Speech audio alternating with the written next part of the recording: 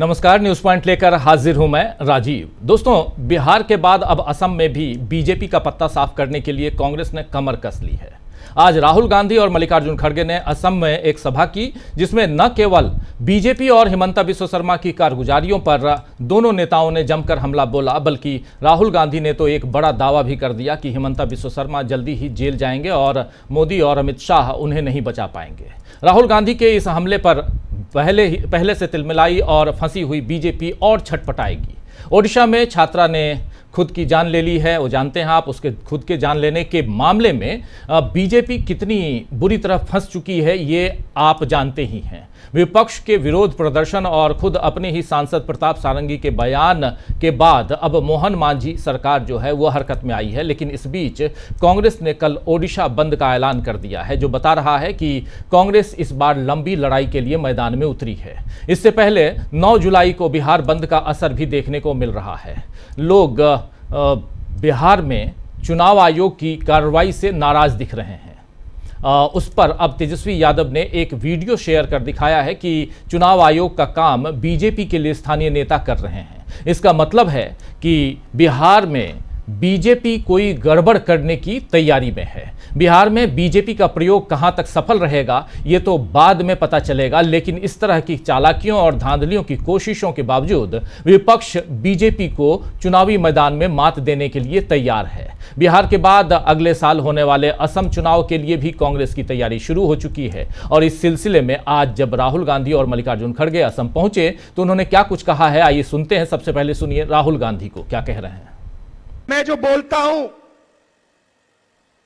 वो होता है। मैंने कोविड के समय बोला था,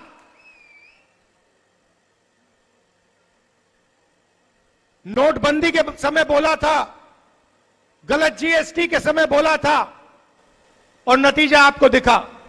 और मैं आज आपको बोल रहा हूं कि कुछ ही समय में आपको यही मीडिया वाले आपके चीफ मिनिस्टर को जेल जाते हुए दिखाएंगे और इससे उनको ना मोदी बचा पाएगा ना अमित शाह बचा पाएगा। आप देखना, वो जेल के अंदर आपको दिखेंगे। और ये काम कांग्रेस पार्टी नहीं करेगी। ये काम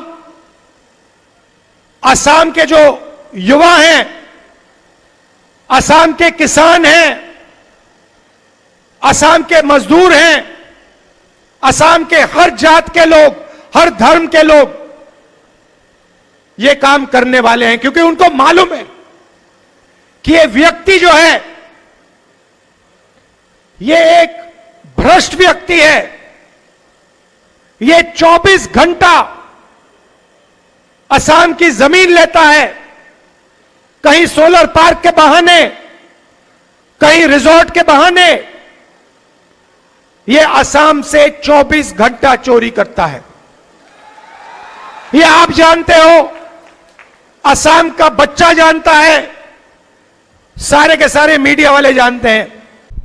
तो सुन रहे थे आप, यहाँ राहुल गांधी ने अपनी बात की और साफ साफ हिमंता बिस्वा शर्मा के ऊपर, अमित शाह के ऊपर इन्होंने हमला बोला। राहुल गांधी के अलावा मल्लिकार्जुन खड़गे ने एक तरफ हिमंता बिस्वा शर्मा और दूसरी तरफ नरेंद्र मोदी, दोनों को जमकर घेरा है। आइए जरा सुन लेते हैं यहाँ पर मल्लिकार्जुन खड़गे को।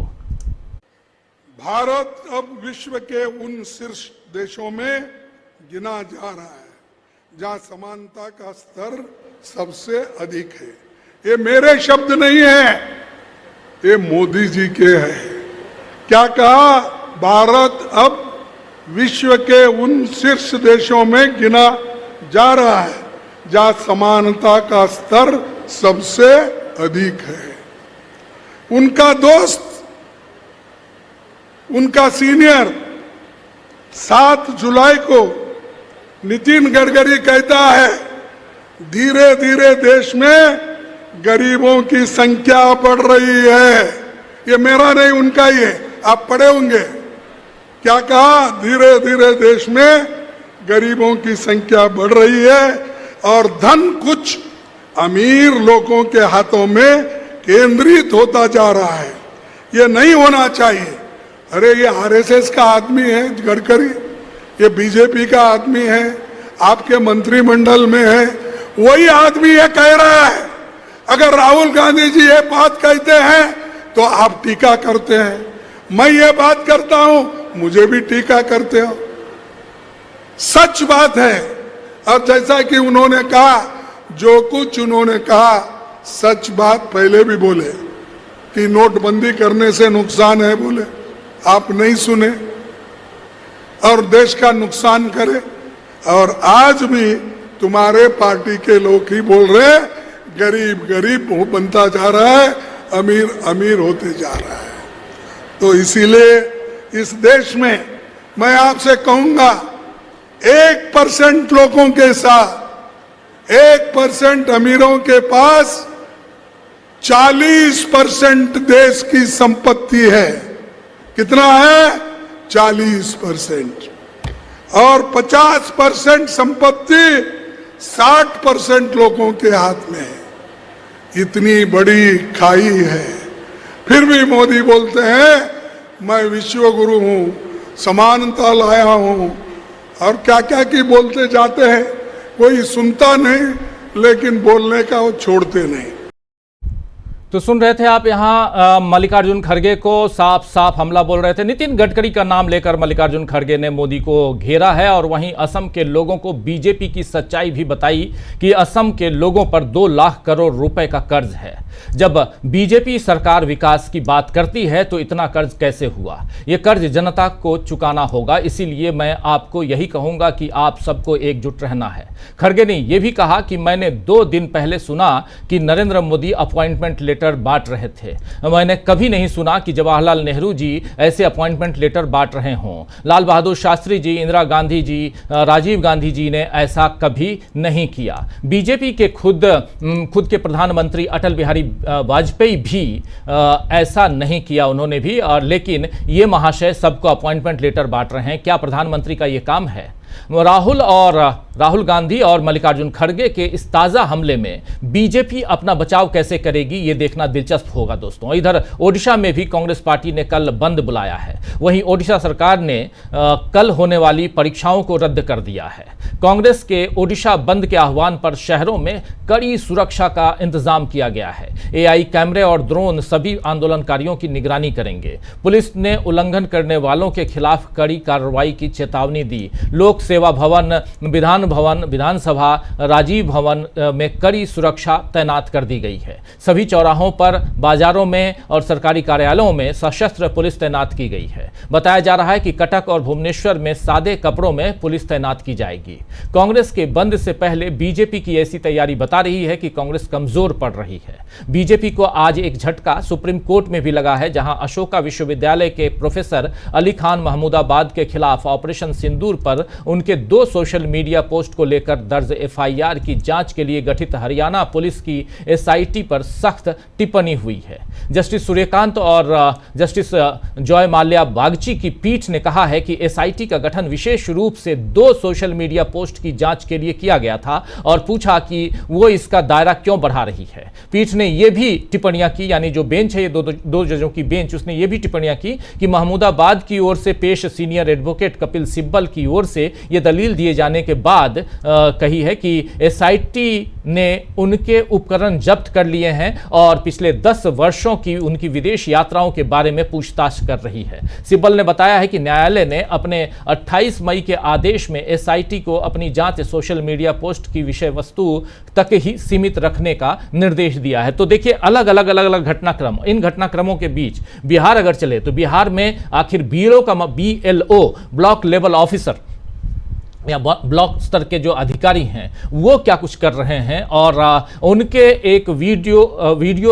ऑडियो क्लिप भी एक वायरल हो रहा है, जिसमें एक अधिकारी बीएलओ को साफ साफ कहती हुई सुनाई पड़ रही हैं कि आप के अंदर 1382 फॉर्म आते हैं, 1382 फॉर्म को आपको किसी के घर जाने की जरूरत नहीं है, आप सबका नाम पता जानते हैं, आप खुद लिखिए अपने कागज, अपने हैंडराइटिंग में और उसको अपलोड कर दीजिए। हमको एनी हाउ आज 500 से 800 फॉर्म अपलोड करने करना है, ये बात कही जा रही है। और इन सब के बीच वहां पर आप जान रहे हैं कि कुछ सस्पेंड हो रहे हैं, कहीं एफआईआर हो रही हैं। बिहार में अफरा तफरी का आलम है। तो आज चर्चा करेंगे कि इस अफरा तफरी के आलम में कैसे बिहार, ओडिशा, असम, इन तमाम जगहों पर बीजेपी कमजोर हो रही है। आइए जरा इस चर्चा की शुरुआत करते हैं। हमारे साथ कुछ वरिष्ठ साथी जुड़े हुए हैं। देखिए, इस वक्त 6 वरिष्ठ साथी जुड़े हुए हैं।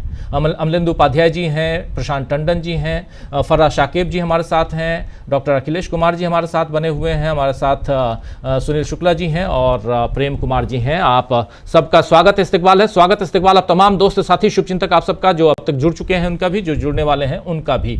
फर्रा शाकिब जी, आपके पास ही आना चाहता हूं। जरा ये बीएलओ का मामला क्या है, जरा आपसे समझूं। और डॉक्टर अखिलेश कुमार जी भी बिहार से हमारे साथ जुड़े हुए हैं, उनके पास भी आएंगे। लेकिन शाकिब जी, चल क्या रहा है आखिर? राजीव भाई, सभी पैनलिस्टों को मेरा नमस्कार। देखिए, अजीत साहब ने आज फिर एक वीडियो अपलोड की है पटना के फुलवारी शरीफ से, जहां दर्जनों लोग एक हॉल में, फुलवारी शरीफ ब्लॉक के एक हॉल में बैठकर खुद ही फॉर्म भर रहे हैं, साइन कर रहे हैं और अपलोड कर रहे हैं। ये पूरी वीडियो उन्होंने अभी डाली है, कुछ देर पहले मैं उसको देख रहा था। आप अंदाजा लगाइए कि काम कैसे हो रहा है। आप जिस बीएलओ की चर्चा कर रहे हैं वो मटिहानी विधानसभा क्षेत्र के बूथ संख्या 6 के बीएलओ हैं। वजाहत अली उनका नाम है। उनको सस्पेंड किया गया, मतलब उनके ऊपर एफआईआर दर्ज की गई थी, लेकिन आज उनको बेल मिल गई है। मेरी उनसे बात हुई है। वो पूरी ऑडियो जिसमें वो बता रहे हैं, जिसमें वो महिला जो है, वो कथित अधिकारी, जो अधिकारी मुझे शायद नहीं लगती हैं लेकिन हो भी सकती है, वो जब मैंने उनसे बात की कि वो अधिकारी कौन है, तो उन्होंने कहा मैं नहीं जानता हूं, वो वीडियो साहब के साथ रहते। तो वो अब आज की ताजा अपडेट है कि वीडियो साहब कह रहे हैं कि आपके ऊपर से तमाम आरोप जो हैं वो हटा लिए जाएंगे, आप मिल आकर के मुलाकात करिए। तो ये सरकार किस तरह से काम कर रही है आप इसको समझ लीजिए। उनको भी यही कहा गया था कि आपको कहीं जाने की जरूरत नहीं है, आप फॉर्म अपने कमरे में बैठिए, 700-800 हजार फॉर्म जो है, जो भी है, आप तो सबको जानते हैं, आप सबकी डिटेल भरिए, सिग्नेचर कीजिए और अपलोड कीजिए। आपको ज्यादा से ज्यादा अपलोड करना है। और वो कह रही हैं कि आप जो है लोगों को समझाइए कि क्या नहीं चाहते हैं कि उनका नाम जो है वोटर लिस्ट में जुड़े, क्या चाहते हैं वो लोग नागरिकता छिन जाए। मतलब सुप्रीम कोर्ट ने जब स्पष्ट कर दिया है कि आपको नागरिकता जांचने का अधिकार नहीं है, उसके बावजूद किसी बीएलओ को यह कहना कि आप लोगों को ये बताइए कि आपकी नागरिकता छिन जाएगी, आप ऐसा नहीं चाहते हैं, कि आप नहीं चाहते हैं कि आपका नाम जुड़े। आप अंदाजा लगाइए कि बिहार सरकार का प्रशासन किस तरह से काम कर रहा है, कितने दबाव में काम कर रहे हैं। और आज बीएलओ साहब को जो एफआईआर दर्ज कराई गई थी वीडियो साहब की तरफ से, उनसे तो उनको राहत मिल गई है, बेल मिल गई है। अब आप देखिए आगे क्या होता है। लेकिन ऐसे हजारों मामले हैं राजीव भाई, जो कैमरे के सामने नहीं आ रहे हैं। अखबार ने लगातार खुलासा किया है कि बिना जो है वो सिग्नेचर के फॉर्म्स अपलोड हो रहे हैं, खुद ही सिग्नेचर कर दिया जा रहा है, अंगूठा लगा दिया जा रहा है, तमाम चीजें चल रही हैं। किस तरह से उनके ऊपर दबाव है। और जो अजीत अंजुम साहब पर जो एफआईआर कराने वाले बीएलओ साहब हैं, उनका भी कई दिनों से फोन बंद है। मैंने उनसे बात करने की कोशिश की, वो भी बेचारे, वो बहुत परेशानी में, उनके ऊपर खुद कितना दबाव रहा होगा आप इसे अंदाजा लगाइए कि जब कोई उनसे, किसी बीएलओ से ये कह सकता है कि आप घर में बैठिए, आपको वितरण करने की जरूरत नहीं है, आप बस फॉर्म अपलोड कीजिए, तो किसी बीएलओ को क्या ही कहा जा सकता है। बीएलओ के साथ सर सबसे बड़ी समस्या यह है कि बीएलओ बेचारा दोनों तरफ से मार खा रहा है जी। अभी उसके ऊपर सरकारी अधिकारी दबाव बना रहे हैं, कल को उसकी सूची, उसके पास जो मतदाता सूची है उसमें से जिसका 10-20 का नाम कटेगा, कल को वो उसके घर पर जाकर के चढ़ाई करेगा कि भाई आपको तो हमने फॉर्म दिया था। अब अगले आदमी को फॉर्म तो समझ में आ नहीं रहा है कि भाई आपने तो खाली इन्यूमरेशन फॉर्म दिए थे, उसमें ना कोई दस्तावेज लगाए। एक और डेवलपमेंट आज मैं आपको बताता हूं, जो मैंने खुद देखा है, मैं सब चश्मदीद हूं उसका। आज मेरी एक बीएलओ से मुलाकात हुई, बीएलओ साहब ने एक फॉर्म, मैंने कहा कि आप जो है ये सिर्फ आप इन्यूमरेशन फॉर्म क्यों अपलोड कर रहे हैं? आप अगर कोई बंदा आपको दस्तावेज दे रहा है, आपको डॉक्यूमेंट दिए जा रहे हैं, तो आप डॉक्यूमेंट भी अपलोड कीजिए। तो उन्होंने मेरे सामने फॉर्म अपलोड करके दिखाया कि सिर्फ फॉर्म अपलोड करने का ऑप्शन आ रहा है ऐप पर, सपोर्टिंग डॉक्यूमेंट अपलोड करने का कोई ऑप्शन ही नहीं है ऐप पर। और उनसे कहा गया है कि कोई अगर आपको सपोर्टिंग डॉक्यूमेंट दे रहा है तो वो आप अपने पास रखिए, आपसे बाद में मांगा जाएगा। अब ये बताइए कि मतलब मान लीजिए मैंने तो डॉक्यूमेंट के साथ फॉर्म जमा किया है अपना, या बहुत सारे ऐसे लोग हैं जो रिक्वायर्ड डॉक्यूमेंट के साथ फॉर्म जमा कर रहे हैं, तो अब उन्होंने फॉर्म जमा कर, डॉक्यूमेंट के साथ फॉर्म जमा कर दिया, लेकिन उनका सिर्फ फॉर्म अपलोड हुआ है, डॉक्यूमेंट अभी भी बीएलओ के पास है। इसका मतलब तो यही है, मैंने ये, इसका तो मैं चश्मदीद हूं। आज की मैं बात बता रहा हूं आपको, 2 बजे दिन की, 1:30 पौने 2 बजे दिन की, मैंने कहा कि आपके साथ ये जो प्रपत्र है, इसके साथ ये डॉक्यूमेंट है, इसको अपलोड कीजिए। उन्होंने मुझे दिखाया बाकायदा, मेरे सामने उन्होंने फॉर्म स्कैन किया, अपलोड किया। फ्रंट और बैक जो एनुमरेशन फॉर्म है उसके अपलोडिंग का ऑप्शन मिला, उसके बाद उनके साथ कोई ऑप्शन ही नहीं था सबमिट का फॉर्म। मतलब मैंने कहा कि ये जो सपोर्टिंग डॉक्यूमेंट आपको मिले, इसको आप कब अपलोड करेंगे? बोले आप देखिए ऐप में कोई ऑप्शन ही नहीं आ रहा है। तो मैंने कहा कि फिर अगर कोई व्यक्ति आपको डॉक्यूमेंट दे रहा है, तो उन्होंने कहा कि हम लोगों को आदेश दिया गया है कि आप डॉक्यूमेंट अपने पास रखिए, आपसे बाद में लिया जाएगा। अब उसमें से कितने लोगों का डॉक्यूमेंट लिया जाएगा, कितने लोगों का नहीं लिया जाएगा, बीएलओ साहब भी क्या करेंगे। और दूसरी तरफ लगातार बिहार के अलग अलग नदियों से गंगा के, बागमती के, कोसी के, गंडक के जलस्तर बढ़ने की खबरें आ रही हैं। पानी का स्तर बढ़ता जा रहा है, गांव के गांव अभी डूबना शुरू हो जाएंगे हफ्ता 10 दिन के अंदर में। फिर वो दावा आपत्ति वाला जो मामला है, जो वो पीरियड बता रहा है चुनाव आयोग, उस दौरान जब बिहार पानी में डूबा होगा, वहां उस दौरान वो लोग कहां जाकर के दावा करेंगे, कहां जाकर के आपत्ति करेंगे, जबकि उनके पास कोई एक्नॉलेजमेंट भी नहीं है कि उन्होंने फॉर्म बीएलओ को दिया है। मेरे पास एक्नॉलेजमेंट भी है, मेरे पास एक मैसेज भी आया है, एक एसएमएस भी आया है कि आपका एपिक नंबर इतना गन्ना प्रपत्र अपलोड कर दिया गया है। लेकिन जो दूसरे लोग हैं उनके पास संभवतः हो सकता है उनके पास ये मैसेज आ रहा हो, लेकिन जो बीएलओ साहब को 2 प्रति दी जानी थी, एक आप रखिए, दूसरा आप रिसीविंग एक्नॉलेजमेंट दीजिए, पावती दीजिए, वो तो कहीं भी नहीं हो रहा है। वो अजीत अंजुम सर भी अपनी पूरी वीडियो में आपको दिखा रहे हैं जी। अगर चुनाव आयोग की ये तमाम कारगुजारियां, मेरा अपना ये मानना है कि सुप्रीम कोर्ट के अंदर ये पेश की जाएं और तमाम कारगुजारियां अगर चुनाव आयोग की सुप्रीम कोर्ट देख ले, तो मैं दावे के साथ कह सकता हूं कि इस पूरी प्रक्रिया को निरस्त कर दिया जाएगा, अविलंब निरस्त कर दिया जाएगा। जो दावे चुनाव आयोग ने किए हैं, उन दावों में 2% की सच्चाई भी नहीं दिखाई दे रही है। किस तरह से दबाव बना करके बीएलओ पर उसके फॉर्म, सिर्फ जो है एनुमरेशन फॉर्म्स अपलोड करवाए जा रहे हैं, और वो भी आधे अधूरे, किसी के पास फोटो है, किसी के पास नहीं है, कुछ ब्लैंक फॉर्म्स पे अपने सिग्नेचर करके लोग डॉक्यूमेंट अपलोड कर रहे हैं। आज की खबर मैंने आपको बता दी, पटना से अजीत अंजुम जी ने वीडियो बनाई है, उस वीडियो को भी आप देख सकते हैं किस तरह से एक रूम में बैठ के थोक का थोक जो है, बंडल का बंडल फॉर्म लेके जो बैठे हैं कर्मचारी, और वो उसको अपने हाथ से सिग्नेचर कर रहे हैं, जो उनको समझ में आ रहा है वो भर रहे हैं और अपलोड कर रहे हैं। फॉर्म अपलोडिंग का कितना प्रेशर है, आप इससे अंदाजा लगे। आखिर चुनाव आयोग क्या साबित करना चाहता है इतने फॉर्म कलेक्ट करके? जी। जब आपने एक गाइडलाइन जारी कर दी कि ये डॉक्यूमेंट आपको लगाने हैं, 1987 से पहले वालों को कुछ नहीं लगाना है, 1987 से 2004 के बीच वालों को ये लगाना है, 2004 वाले के बाद वालों को ये लगाना है। फिर जब आप आधे अधूरे फॉर्म अपलोड कर रहे हैं आप, और चुनाव आयोग आपको फॉर्म अपलोडिंग का डेटा तो दे रहा है, ज्ञानेश जी अपनी फोटो लगा के ट्वीट कर रहे हैं कि इतना % हो गया, इतना % हो गया। क्या उस ट्वीट में आपको कभी भी ये दिखा कि हाँ इतने % एनुमरेशन फॉर्म दस्तावेजों के साथ अपलोड हुए, इतने % में जो है दस्तावेज नहीं है, इतने % फॉर्म जो है वो पुराने 2003 की लिस्ट के हिसाब से अपलोड हुए? क्या ऐसा कोई डाटा आपको मिला है अभी तक? आज गोदी मीडिया के कुछ पत्रकारों को भी बुलाया गया था चाय पर, जहां तक मेरी जानकारी है, आगे अभी सब साथी, वरिष्ठ साथी पत्रकारगण है, बताएंगे। और 1-2 जगह जहां पर मैंने चिन्हित किया हुआ है, मैं प्रयास करूंगा कि मैं कल खुद भी जाऊं, अपने जिले का हालचाल मैं खुद कुछ ग्रामीण इलाकों में जो गंगा के किनारे के इलाके हैं वहां जाकर के मालूम करूं, क्योंकि बारिश यहाँ लगातार हो रही है, इसलिए मेरा निकलना नहीं हो पा रहा है कल, लेकिन मैं प्रयास करूंगा कि मैं जाऊं वहां पर। जी अजीत जी जी बिल्कुल। डॉक्टर अखिलेश कुमार जी के पास आना चाहता हूं। अखिलेश जी, आपसे भी जरा समझूं कि आखिर चल क्या रहा है बिहार में, और यहाँ बीएलओ के ऊपर कितना दबाव है, और उसके अलावा बिहार में जो मतदाता हैं जिनको लग रहा है कि पता नहीं हम इस बार मतदाता रहेंगे या नहीं रहेंगे, उनके बीच किस तरह का इस आलम है, ये ज़रा आप चूंकि ऑलरेडी बिहार से हैं, आप देख रहे होंगे, समझ रहे होंगे, ज़रा आपसे समझना चाहता हूँ। देखिए, नमस्कार सबसे पहले सबको। मैं एक बात कहना चाहता हूँ कि जिस तरह से आनंद फानन में चुनाव आयोग के द्वारा अभी चुनाव से तुरंत पहले इस तरह का कोई प्रोविजन लाया गया है, यही एक क्वेश्चन मार्क है। अगर इनको ये करना था तो एक लंबा समय पहले करना चाहिए था। दूसरी बात है कि सवाल ये उठता है कि पिछले 20 वर्षों से इन्हीं की सरकार है, जो वर्तमान सरकार है, तो जो लोग भी वोटर लिस्ट में अभी आए हैं तो इनकी सरकार में आए हैं, तो सबसे बड़ा सवाल ये उठता है इस सरकार को घेरे में लाना चाहिए कि इनके समय में कैसे कोई फर्जी मतदाता जुट गए। अब तीसरा मेरा सवाल है कि जो बर्डन ऑफ प्रूफ दे रहे हैं ये जो मतदाता उनके ऊपर दे रहे हैं, तो आयोग को चाहिए कि अगर फर्जी मतदाता कोई है तो उनको चिन्हित करके और क्यों हटा रहे हैं उस मतदाता को बताना चाहिए कि आपको क्यों मतदान सूची से हटाया जा रहा है। तो ये उनसे आप बोल रहे हैं कि तुम अपलोड करो, तुम ये करो, तुम ये डॉक्यूमेंट लेकर आओ, तो ये तो उनका काम है ही नहीं। जो चुनाव आयोग का बेसिक काम है कि हम लोग हमेशा अब तक में जो देखते रहे हैं कि मतदाता सूची में नाम जोड़ने का एक प्रोसेस चलता था, जो लोग छूटे बढ़े हैं उनका नाम उसमें जोड़ने का एक प्रोसेस, और इसके लिए तमाम तरह की तैयारियां होती थी, प्रचार प्रसार होता था, ज्यादा से ज्यादा मतदाता सूची को अपडेट किया जाए और नए लोगों को जोड़ा जाए। जो लोग भी अभी 18 वर्ष की आयु को पूरा किए हैं उन सबको भी जोड़ने का प्रक्रिया किया जाता था।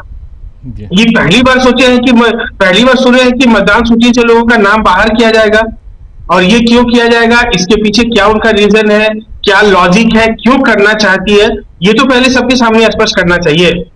और एक जो सबसे मेरा अहम सवाल है कि अगर मतदाता सूची से किसी का नाम वो बाहर करते हैं तो इसका मतलब है कि वो इस देश का नागरिक नहीं है, और ऐसी स्थिति में फिर उस व्यक्ति का वो क्या करेगी, सरकार उसके साथ कैसा व्यवहार करेगी, उसको क्या मतलब किसी डिटेंशन सेंटर में भेज देगी या उसको इस देश से बाहर कर देगी, ये बताना पड़ेगा ना कि आखिर होगा क्या।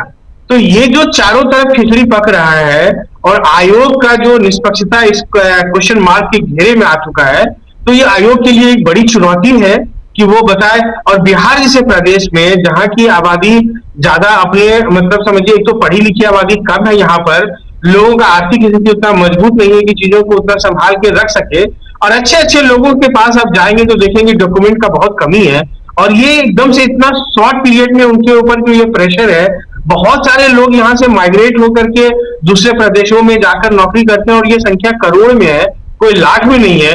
वो कैसे यहाँ आएंगे और ससमय अपना मतदान सूची को अपडेट करेंगे। ये तमाम तरह के जो चैलेंजेस हैं इनके लिए चुनाव आयोग के पास, सरकार के पास क्या रोड मैप है, यह भी एक देखने वाली बात है। दूसरी बात आप देखेंगे कि चुनाव आयोग अगर निष्पक्ष संस्था है तो फिर ये सरकारी पार्टियों के जो राजनेता हैं वो क्यों इस चीज को डिफेंड करते हैं। इसका मतलब है कि जो राजनीतिक दल है, जो सरकार में शामिल है और जो चुनाव आयोग है, इन दोनों का मिली भगत है, तो इससे लोगों का इकबाल घटा है। और जो हमारा चुनाव आयोग एक संवैधानिक और स्वतंत्र संस्था है, तो उसके ऊपर एक प्रश्न चिन्ह है और उसको एक डैमेज है ये, और इस डैमेज को बचाने की जिम्मेदारी हम सबों की है। हमें संघर्ष करना पड़ेगा, जो लोग इसका प्रतिरोध करते हैं, जो लोग इसके समर्थन में खड़े हैं, उनको रीथिंक करने का जरूरत है। और मुझे लग रहा है कि ये जो भी हो रहा है अच्छा नहीं हो रहा है, ये सर्वथा अनुचित है। और अगर मान लीजिए, मैं फिर से कहूंगा कि चुनाव आयोग किसी को समझते हैं कि ये गलत मतदाता है, तो वो बताएं कि क्यों गलत है और उनको जाके वो बोले। अब मास को आप जो कटघरे में ला दिए हैं और एक काइंड ऑफ उनको नागरिकता सिद्ध करने जैसी बात हो गई ना। अगर हम मान लीजिए कि वोटर लिस्ट में अपना आपको सिद्ध नहीं कर पा रहे, इसका मतलब हम अपना नागरिकता सिद्ध नहीं कर पा रहे हैं। जब हम अपना नागरिकता सिद्ध नहीं कर पाएंगे तो हम इस देश के नागरिक नहीं हुए। तो ये जो इतना बड़ा मतलब एक क्योस है, इस क्योस को कैसे खत्म किया जाएगा, और इस क्योस की वजह से जो आम जन परेशानी में है, उस परेशानी का कौन इसका मतलब हिसाब देगा, ये सब बहुत सारे सवाल हैं हमारे, जिनका जवाब चुनाव आयोग को और सरकार दोनों को देना चाहिए, और वो देने में सक्षम नहीं है। जब भी हम लोग सवाल करते हैं उसका कोई परफेक्ट जवाब नहीं आता है, और ये इस तरह के जो एक बड़े वॉल्यूम को जो मीडिया के लोग हैं या जो आम लोग हैं, विपक्ष के नेता हैं, सबको उलझा दिया गया है। तो ये उलझन का अंत होना चाहिए, और मुझे लगता है इस पर अभी विराम लगना चाहिए। आपको अगर कराना है तो चुनाव के बाद आप एक लंबा समय लेकर के कराइए, और उसको अगर पॉजिटिव मान सकता है तो आप पहले चिन्हित कीजिए कि आपके कौन फर्जी मतदाता है, उनको आप पहले टारगेट कीजिए। ऐसा नहीं कि हर मतदाता को आप इसमें घसीट करना है। ये बर्डन जो है आम नागरिक को मत दीजिए। आम नागरिक अपने आप बहुत परेशानी में है, वो आर्थिक तंगी में है, वो काम के दबाव में है, और ऊपर से ये एक तरह का जो आप लेके आए हैं नया जुमला, इन चीजों को अंत होना चाहिए। ये निहायत गलत चीज है। जी जी, बिल्कुल बिल्कुल। प्रेम कुमार जी भी पटना से ही जुड़े हुए। प्रेम कुमार जी पटना में ही हैं आप। प्रेम कुमार जी, आपसे जरा समझना चाहता हूं, आपसे भी समझना चाहता हूं कि बिहार में चल क्या रहा है, और चूंकि अभी एक सर्वे भी आया है उस हिसाब से भी जरा आप बताइए। और चूंकि आप लगातार बिहार के अलग अलग एरिया में आप जा रहे हैं, दौरे कर रहे हैं, उस लिहाज से भी क्या कुछ देख रहे हैं आप?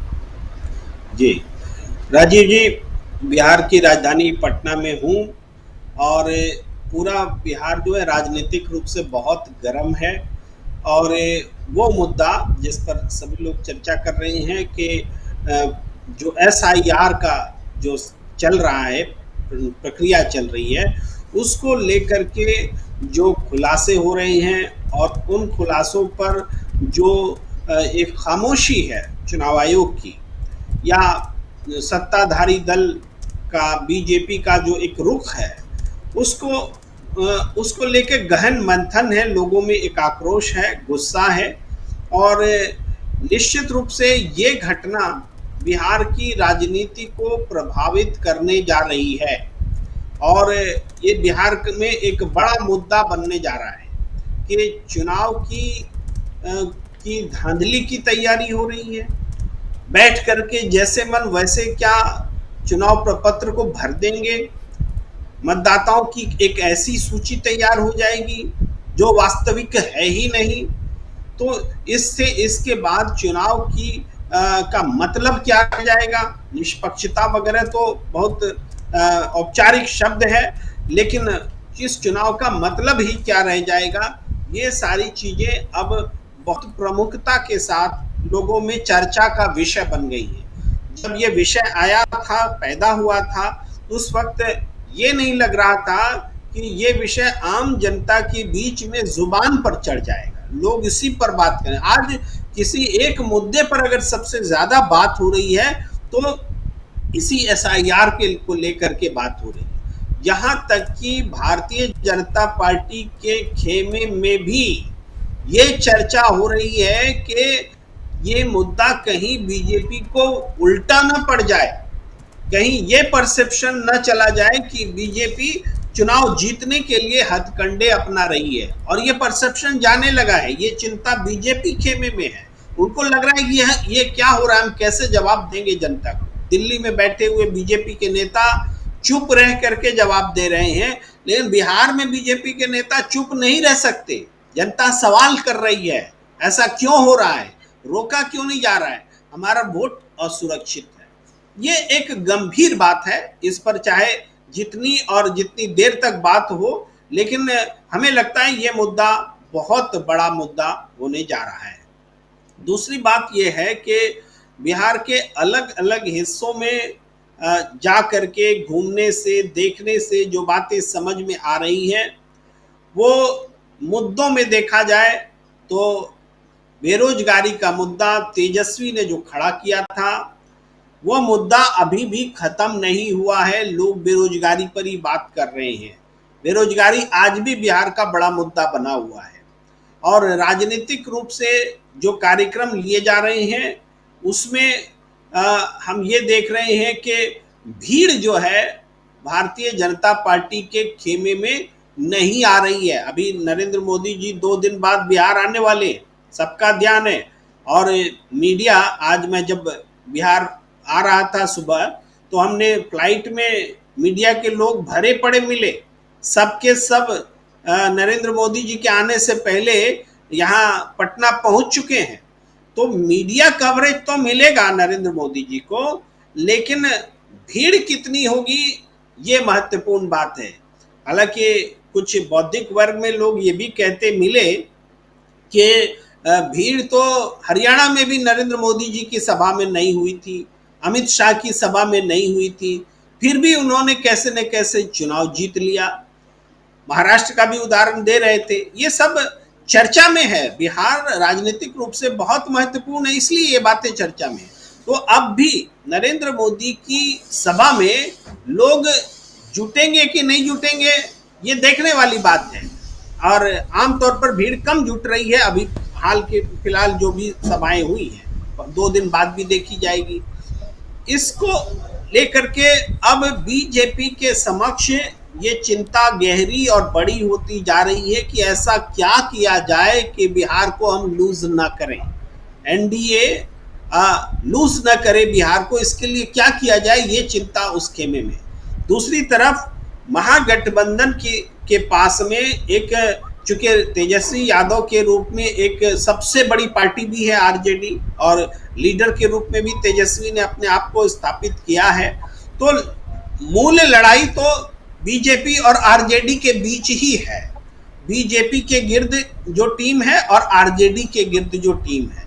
अब इस लड़ाई में चूंकि तेजस्वी को एडवांटेज है, और ये एडवांटेज बीजेपी में कोई ऐसा नेता है नहीं, नरेंद्र मोदी राष्ट्रीय स्तर पर जो भी करते हो, तो अब उनके लिए जो नेगेटिव बातें आ रही हैं एसआईआर के तौर पर और दूसरी बातों को लेकर के वो चीजें हैं। तो ये हम देख पा रहे हैं कि बिहार में जैसे अजीत अंजुम जी का मसला हो रहा है, तो आम लोग अजीत अंजुम जी को हीरो मान चुके हैं। उन्होंने 2-3 दिन में अजीत अंजुम जितने हीरो के तौर पर उभरे हैं, इतनी जल्दी कोई नहीं उभरता है, ये है। और इसका कारण मुद्दा है, अजीत अंजुम नहीं। अजीत अंजुम ने जो मुद्दा है वो मुद्दा वास्तव में सत्यापित है वीडियोग्राफी के जरिए। जो चुनाव आयोग था, जिस तरीके से उनके ऊपर एफआईआर दर्ज कराई गई, इन सब चीजों को लेकर चुनाव ही संदिग्ध हो गया है, उन पर ही सवाल उठाए जाने लगे हैं। तो एक गंभीर दौर से बिहार उथल पुथल और मंथन के दौर से पता हुआ देख रहे हैं राजीव जी। जी बिल्कुल। अनिल कुमार रे साहब भी हमारे साथ जुड़ गए हैं। अनिल जी, आपका स्वागत है इस कार्यक्रम में और आता हूं आपके पास, लेकिन थोड़ा प्रशांत जी आपके पास आना चाहता हूं। बहुत कुछ घटनाक्रम प्रशांत जी आप देखिए बदलते हुए, और वैसे में अलग अलग राज्यों की तैयारियां भी कांग्रेस कर रही है, दूसरे दल भी कर ही रहे होंगे, लेकिन बिहार फोकस में है। और बिहार में अब जैसे धीरे धीरे आगे बढ़ता हुआ ये पूरा जो एसआईआर का प्रोसेस है, उसमें ये साफ दिखाई दे रहा है कि कहीं ना कहीं कुछ ना कुछ तो गड़बड़ है। जो बात सुप्रीम कोर्ट में कही गई है, अब कोई ऑडियो सामने आ रहा है, कोई एफआईआर किसी के ऊपर, कोई सस्पेंड हो रहा है, ये सारी चीजें कैसे किस दिशा में आने वाले चुनाव को देखा जाए?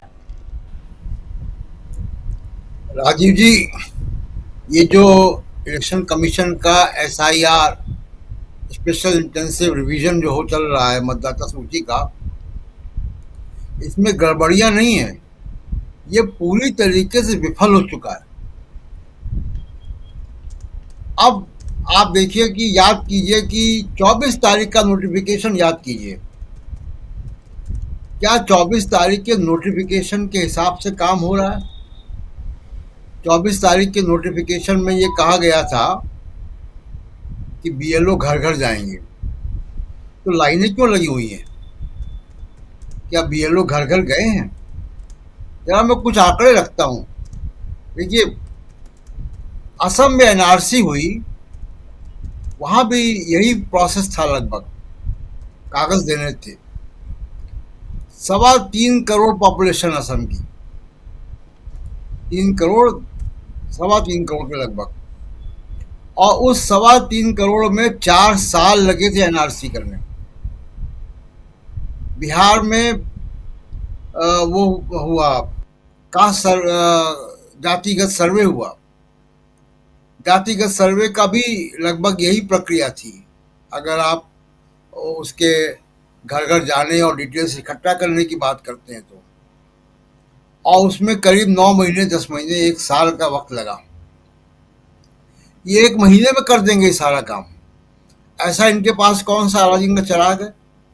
अब मैं बताता हूं आपको कि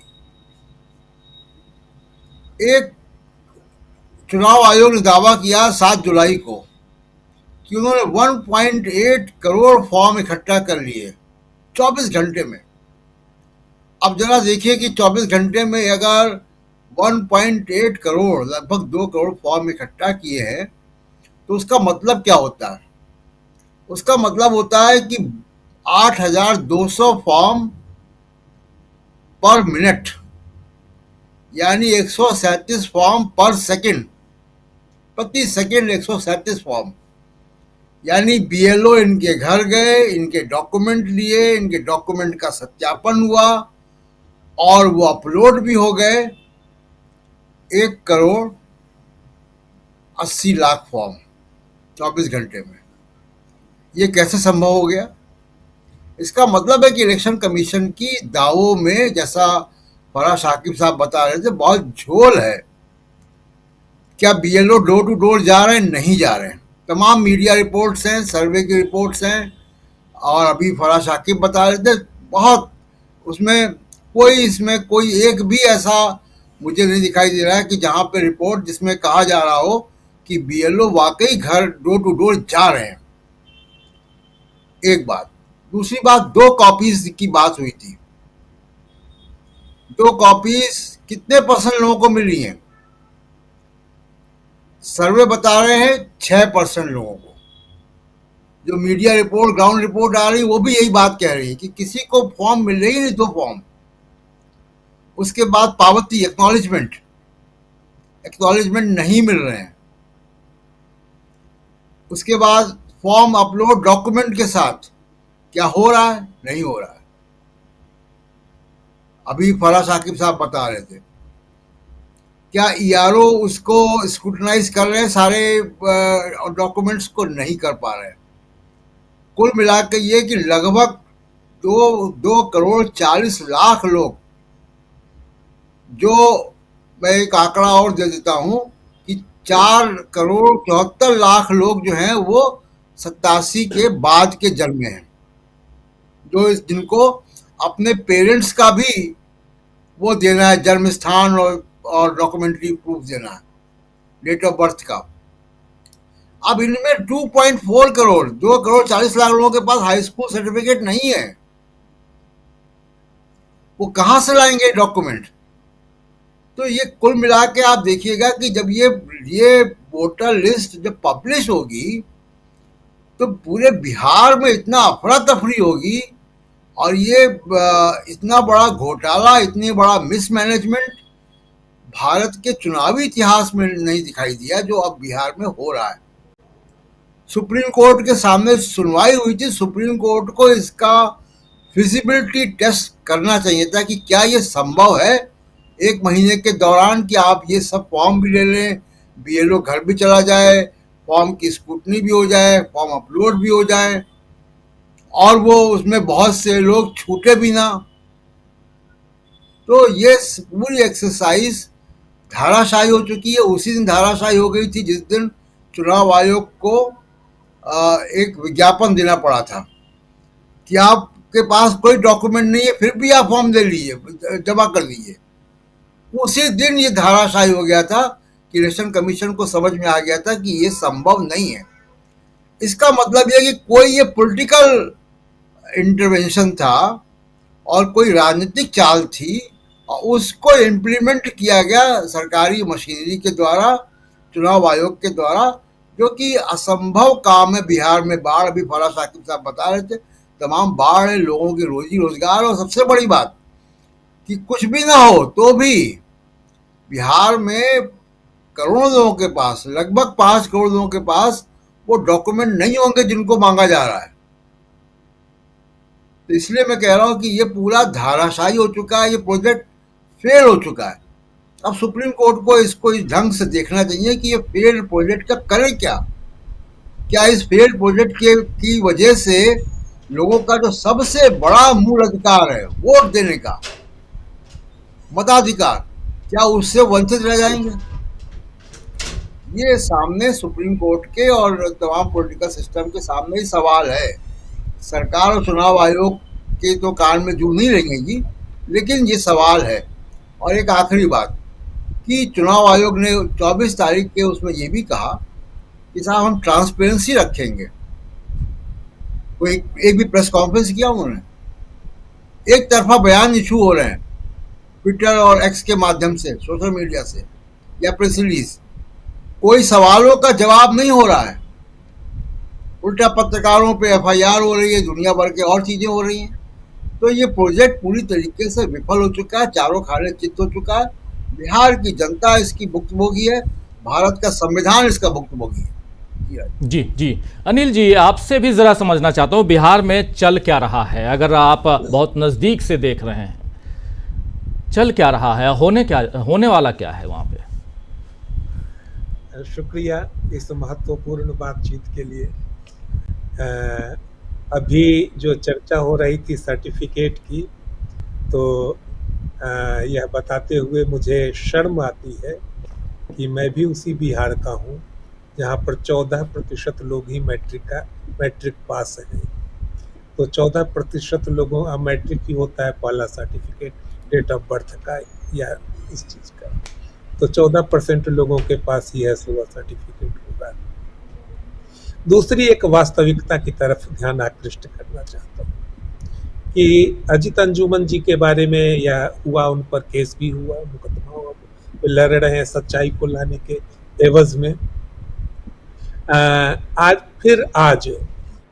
आज ही के आज में खबर है कई जिलों के बारे में, जिसमें कहा गया है कि किसी को फॉर्म ठीक से नहीं भरा है, किसी ने, किसी का को फॉर्म मिला ही नहीं है, किसी को पता ही नहीं है। मैं जब यहाँ पर बैठ करके बोल रहा हूँ, उस समय जो आदमी बोल रहा है उस आदमी ने भी फॉर्म नहीं भरा है। या मैं साक्षात कह रहा हूँ कि मैंने भी फॉर्म नहीं भरा है, लेकिन कल मेरे मोबाइल पर एसएमएस आ गया है कि सफलतापूर्वक आपका फॉर्म अपलोड हो गया है। अब उसको किसने किया और क्या भर करके दे दिया और उसमें कौन डॉक्यूमेंट्स अटैच्ड किए गए, मुझे नहीं पता है। यही बात पूरे बिहार की लगभग है। 2-4% लोग ने कागजात दिए होंगे या ऑनलाइन जो लोग कर सके होंगे वे लोग किए होंगे, बाकी पूरे बिहार की यही हालत है। अब दूसरे पक्ष की तरफ मैं इशारा करता हूँ। ये सारे लोग जानते हैं, हम लोग तो न तो सत्ता के शीर्ष पर हैं, न ही प्रशासन के शीर्ष पर हैं, लेकिन जो सत्ता और प्रशासन के शीर्ष पर बैठे हुए लोग हैं उनको पता है यह काम 1 महीने में नहीं किया जा सकता है, फिर भी 1 महीने की अवधि देकर के ही इस काम को अंजाम दिया जा रहा है। इसके कौन से कारण होंगे? एक, इसके पीछे जो पॉलिटिकल मंशा है, जो पॉलिटिकल चरित्र है, राजनीतिक चरित्र है, कि बीजेपी का जो के काम करने का तरीका है वह अटैकिंग पॉलिटिक्स करता है। हर चीज में आप देखेंगे कि 3-4 घंटा पहले ऐसा घोषित होगा कि अब नोटबंदी हो जाएगी, कुछ देर पहले अमुक चीज घोषित हो जाएगी, कुछ देर पहले अमुक चीज घोषित हो जाएगी, और कई बार नागरिकों के विरुद्ध युद्ध भी घोषित हो जाता है। कई सारे मामले आपको इस तरह आप देखेंगे व्यवहार में, तो आप देखेंगे यह उस अटैकिंग पॉलिटिक्स का जो चरित्र है, उसी चरित्र का यह अगला कदम है। अब तीसरी बात मैं कहना चाहता हूँ, उसकी तरफ ध्यान आकृष्ट करना चाहता हूँ कि मैंने एक कहानी सुनी है, आपने भी सुनी होगी, कि एक बहुत बड़ा तीरंदाज था, जहां तीर चलाता था वह एकदम उसका निशाना सटीक बैठता था। एक बार वह एक गांव से गुजर रहा था तो उसने देखा कि तीर जहां पर लगा हुआ है ठीक बीच में एक गोला उसके चारों तरफ बना हुआ है और ठीक बीच में तीर लगा हुआ है।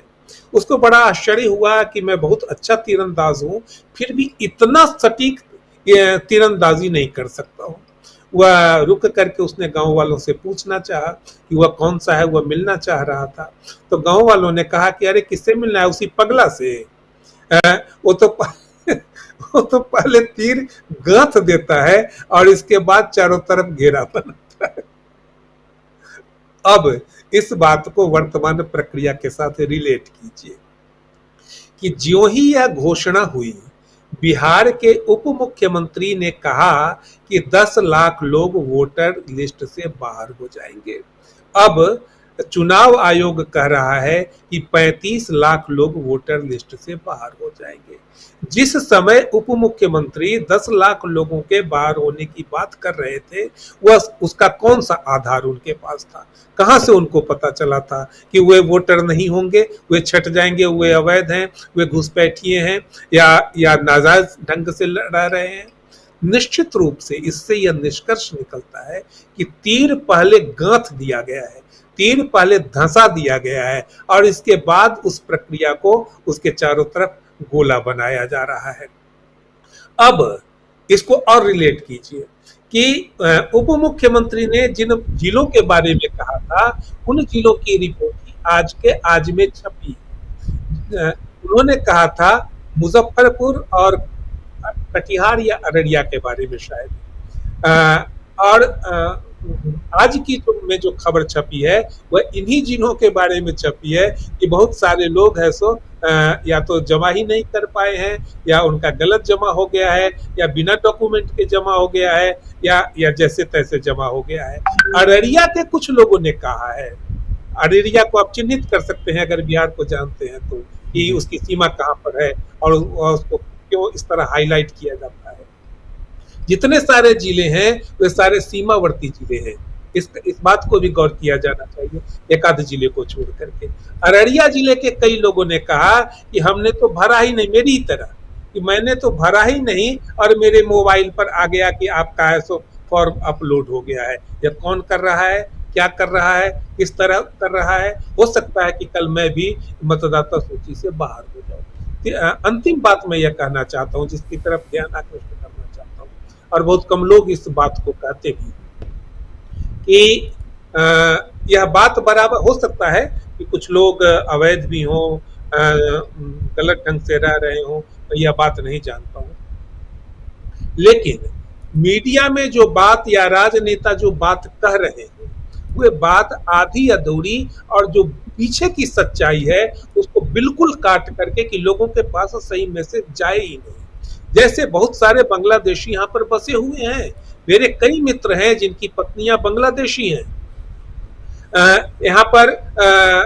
वर्मा कॉलोनी बसी हुई है, जो कभी है सो उन लोगों को ला करके बसाया गया था। अब उन लोगों को कहा जाएगा कि अपने माता पिता का प्रमाण पत्र लेकर के आओ, उनसे संभव है? कभी संभव नहीं है। तो ऐसे लोगों को, जिन लोगों को सरकार के किसी आदेश निर्देश या व्यवस्था के तहत बसाया गया था कभी, वे लोग भी इस प्रक्रिया में अब बाहर हो जाने की संभावना, और वही टारगेट है, ऐसे ही लोग टारगेट हैं। अंतिम यह बात कह करके मैं अपनी बात बंद करूंगा कि बहुत सारे लोग कहते हैं कि इससे तो बीजेपी को भी हानि हो। नहीं, थोड़ी आक्रमण करने का एक तरीका होता है कि जब आक्रमण करने के मूड में जब शेर आता है तो एक कदम पीछे, दो कदम पीछे हटता है और तब वह पोजीशन लेता है। निश्चित रूप से 1-2% वोट उसके कट जा सकते हैं, मगर इसके कारण उसको यह बहाना मिलेगा कि देखो देखो इतने अवैध लोग यहाँ पर बसे हुए हैं, इतने लोग गलत ढंग से यहाँ पर बसे हुए हैं, इतने लोग हैं सो आतंकवादी हैं, इतने लोग ये हैं, इतने लोग ये हैं, अमुक। और इस तरह पूरे देश में एक घृणा, एक द्वेष, एक हिंसा की राजनीति जन्म लेगी, सघन होगी, और वह बीजेपी जितने हिंसा और द्वेष की राजनीति जितनी सघन होगी वह बीजेपी के पक्ष में जाएगी। इस तरह बीजेपी के वोटर बढ़ेंगे।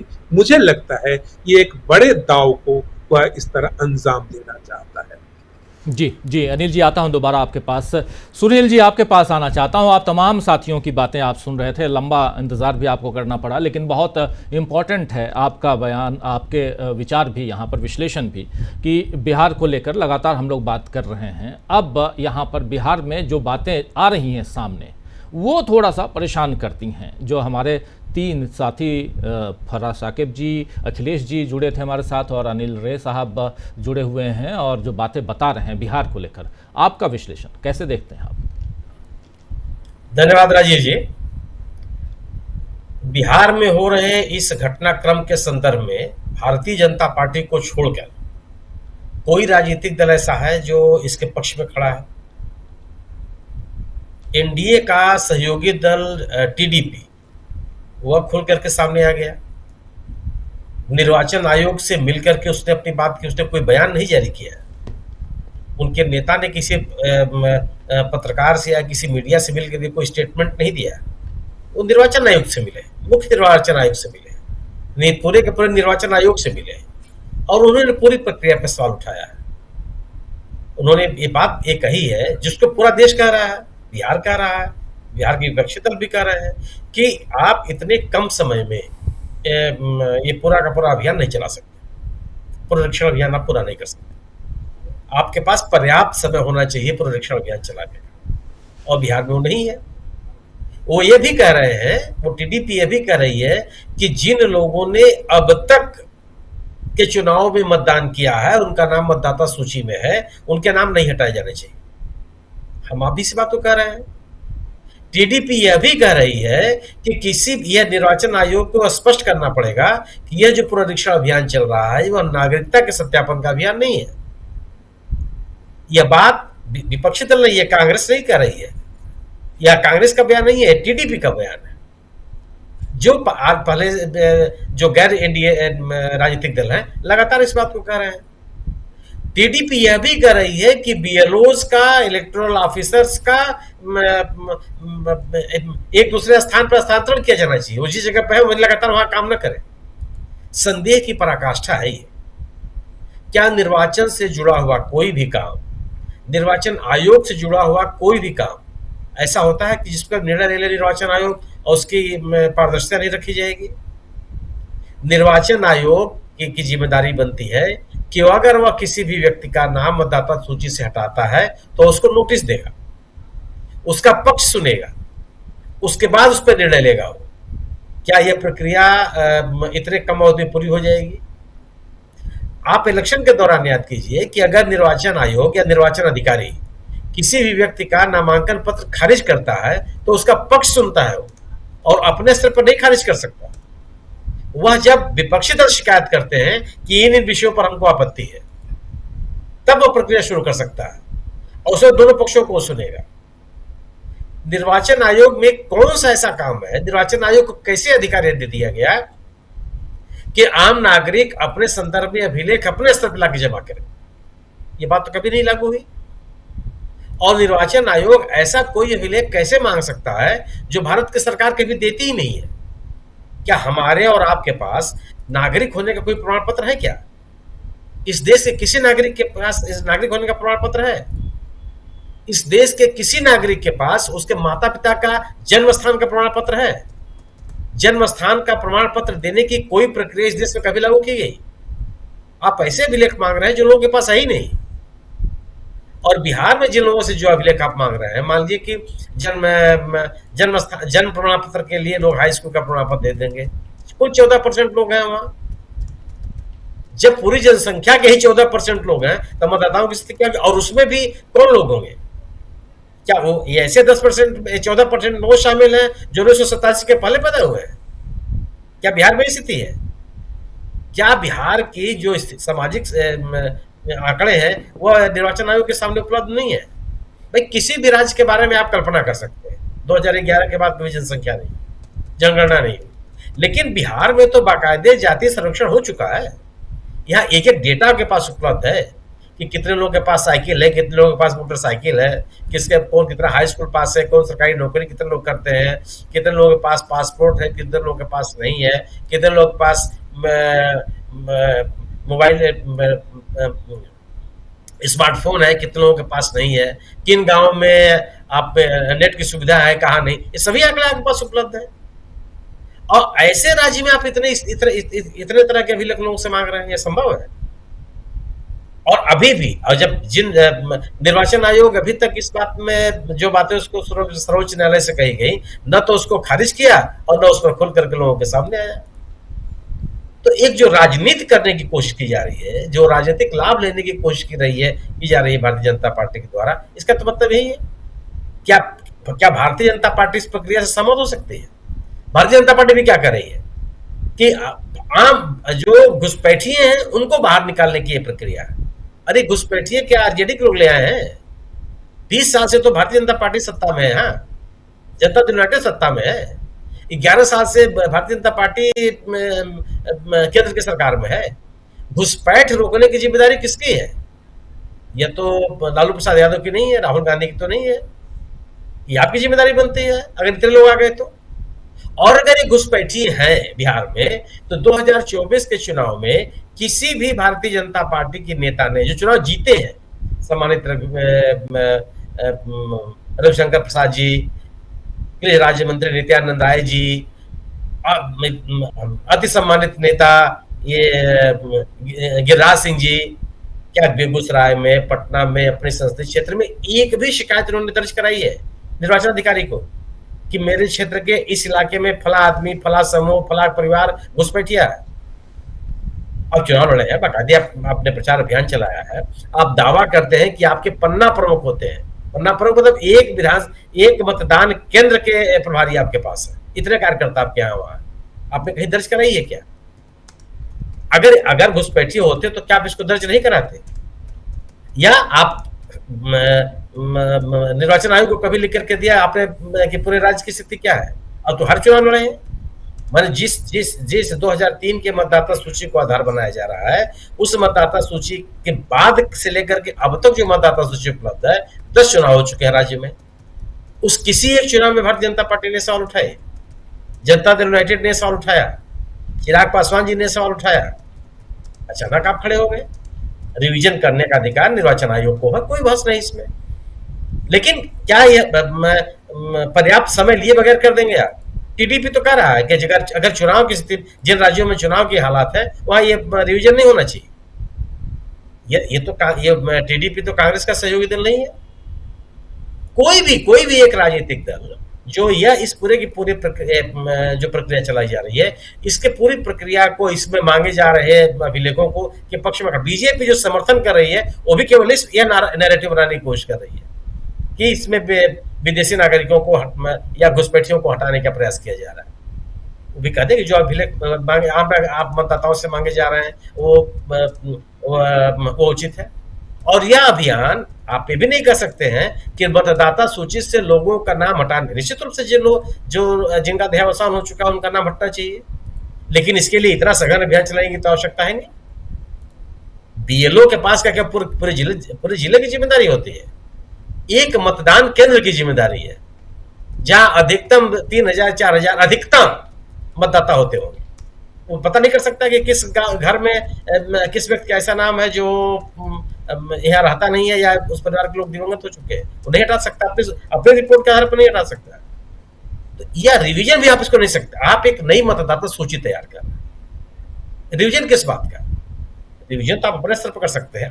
हर मतदाता से आप फॉर्म भरवा रहे हैं, क्या कोई ऐसा मतदाता है कि इस प्रक्रिया में फॉर्म नहीं भरेगा? अगर उसका नाम 2003 की मतदाता सूची में है, उसको भी फॉर्म जमा करना है।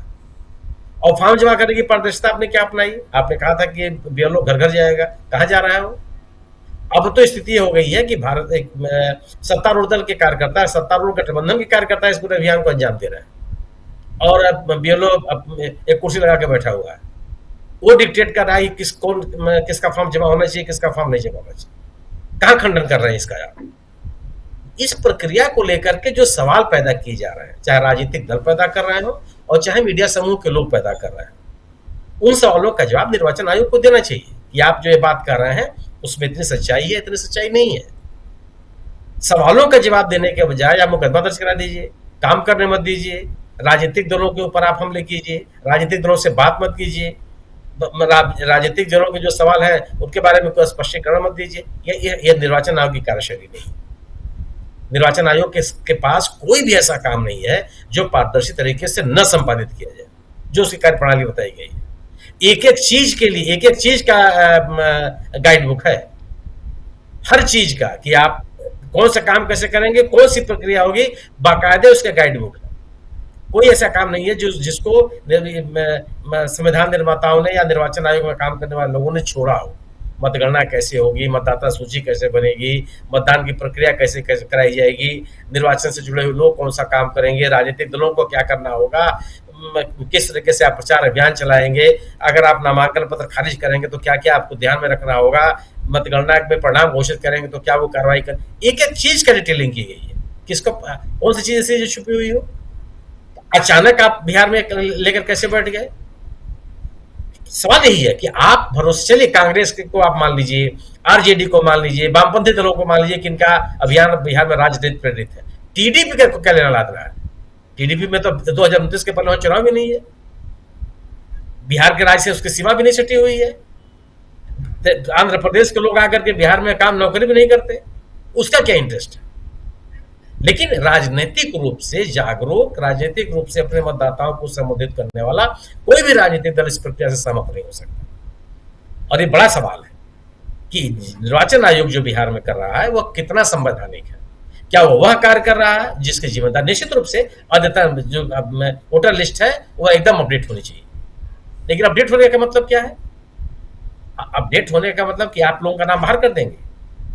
10 लाख लोगों ने वहां के उप मुख्यमंत्री ने कहा, 2 करोड़ लोगों का नाम कहा था कि मुख्य निर्वाचन आयुक्त ने, ज्ञानेश कुमार जी ने, कि 2 करोड़ लोगों का नाम मतदाता सूची से कटेगा।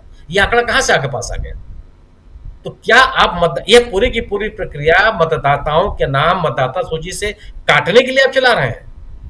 अब तक तो इस देश में यही अभियान चला है ना कि कोई भी मतदाता का नाम छूटेगा नहीं।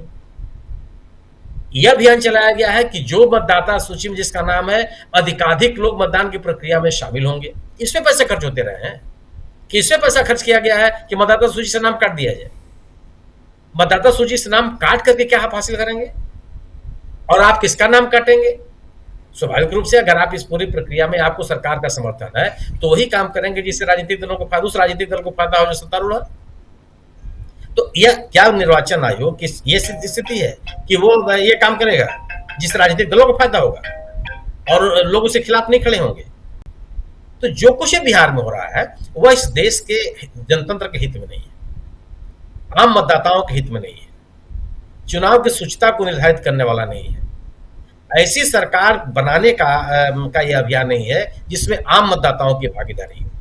मतदाता सूची से मतदाताओं के नाम काटने की कोई भी सोच जनतंत्र विरोधी है और आम आदमी इसकी खिलाफत कर रहा है बिहार में, और हर संवेदनशील राजनीतिक दल भी इस पूरे प्रकरण के खिलाफ है।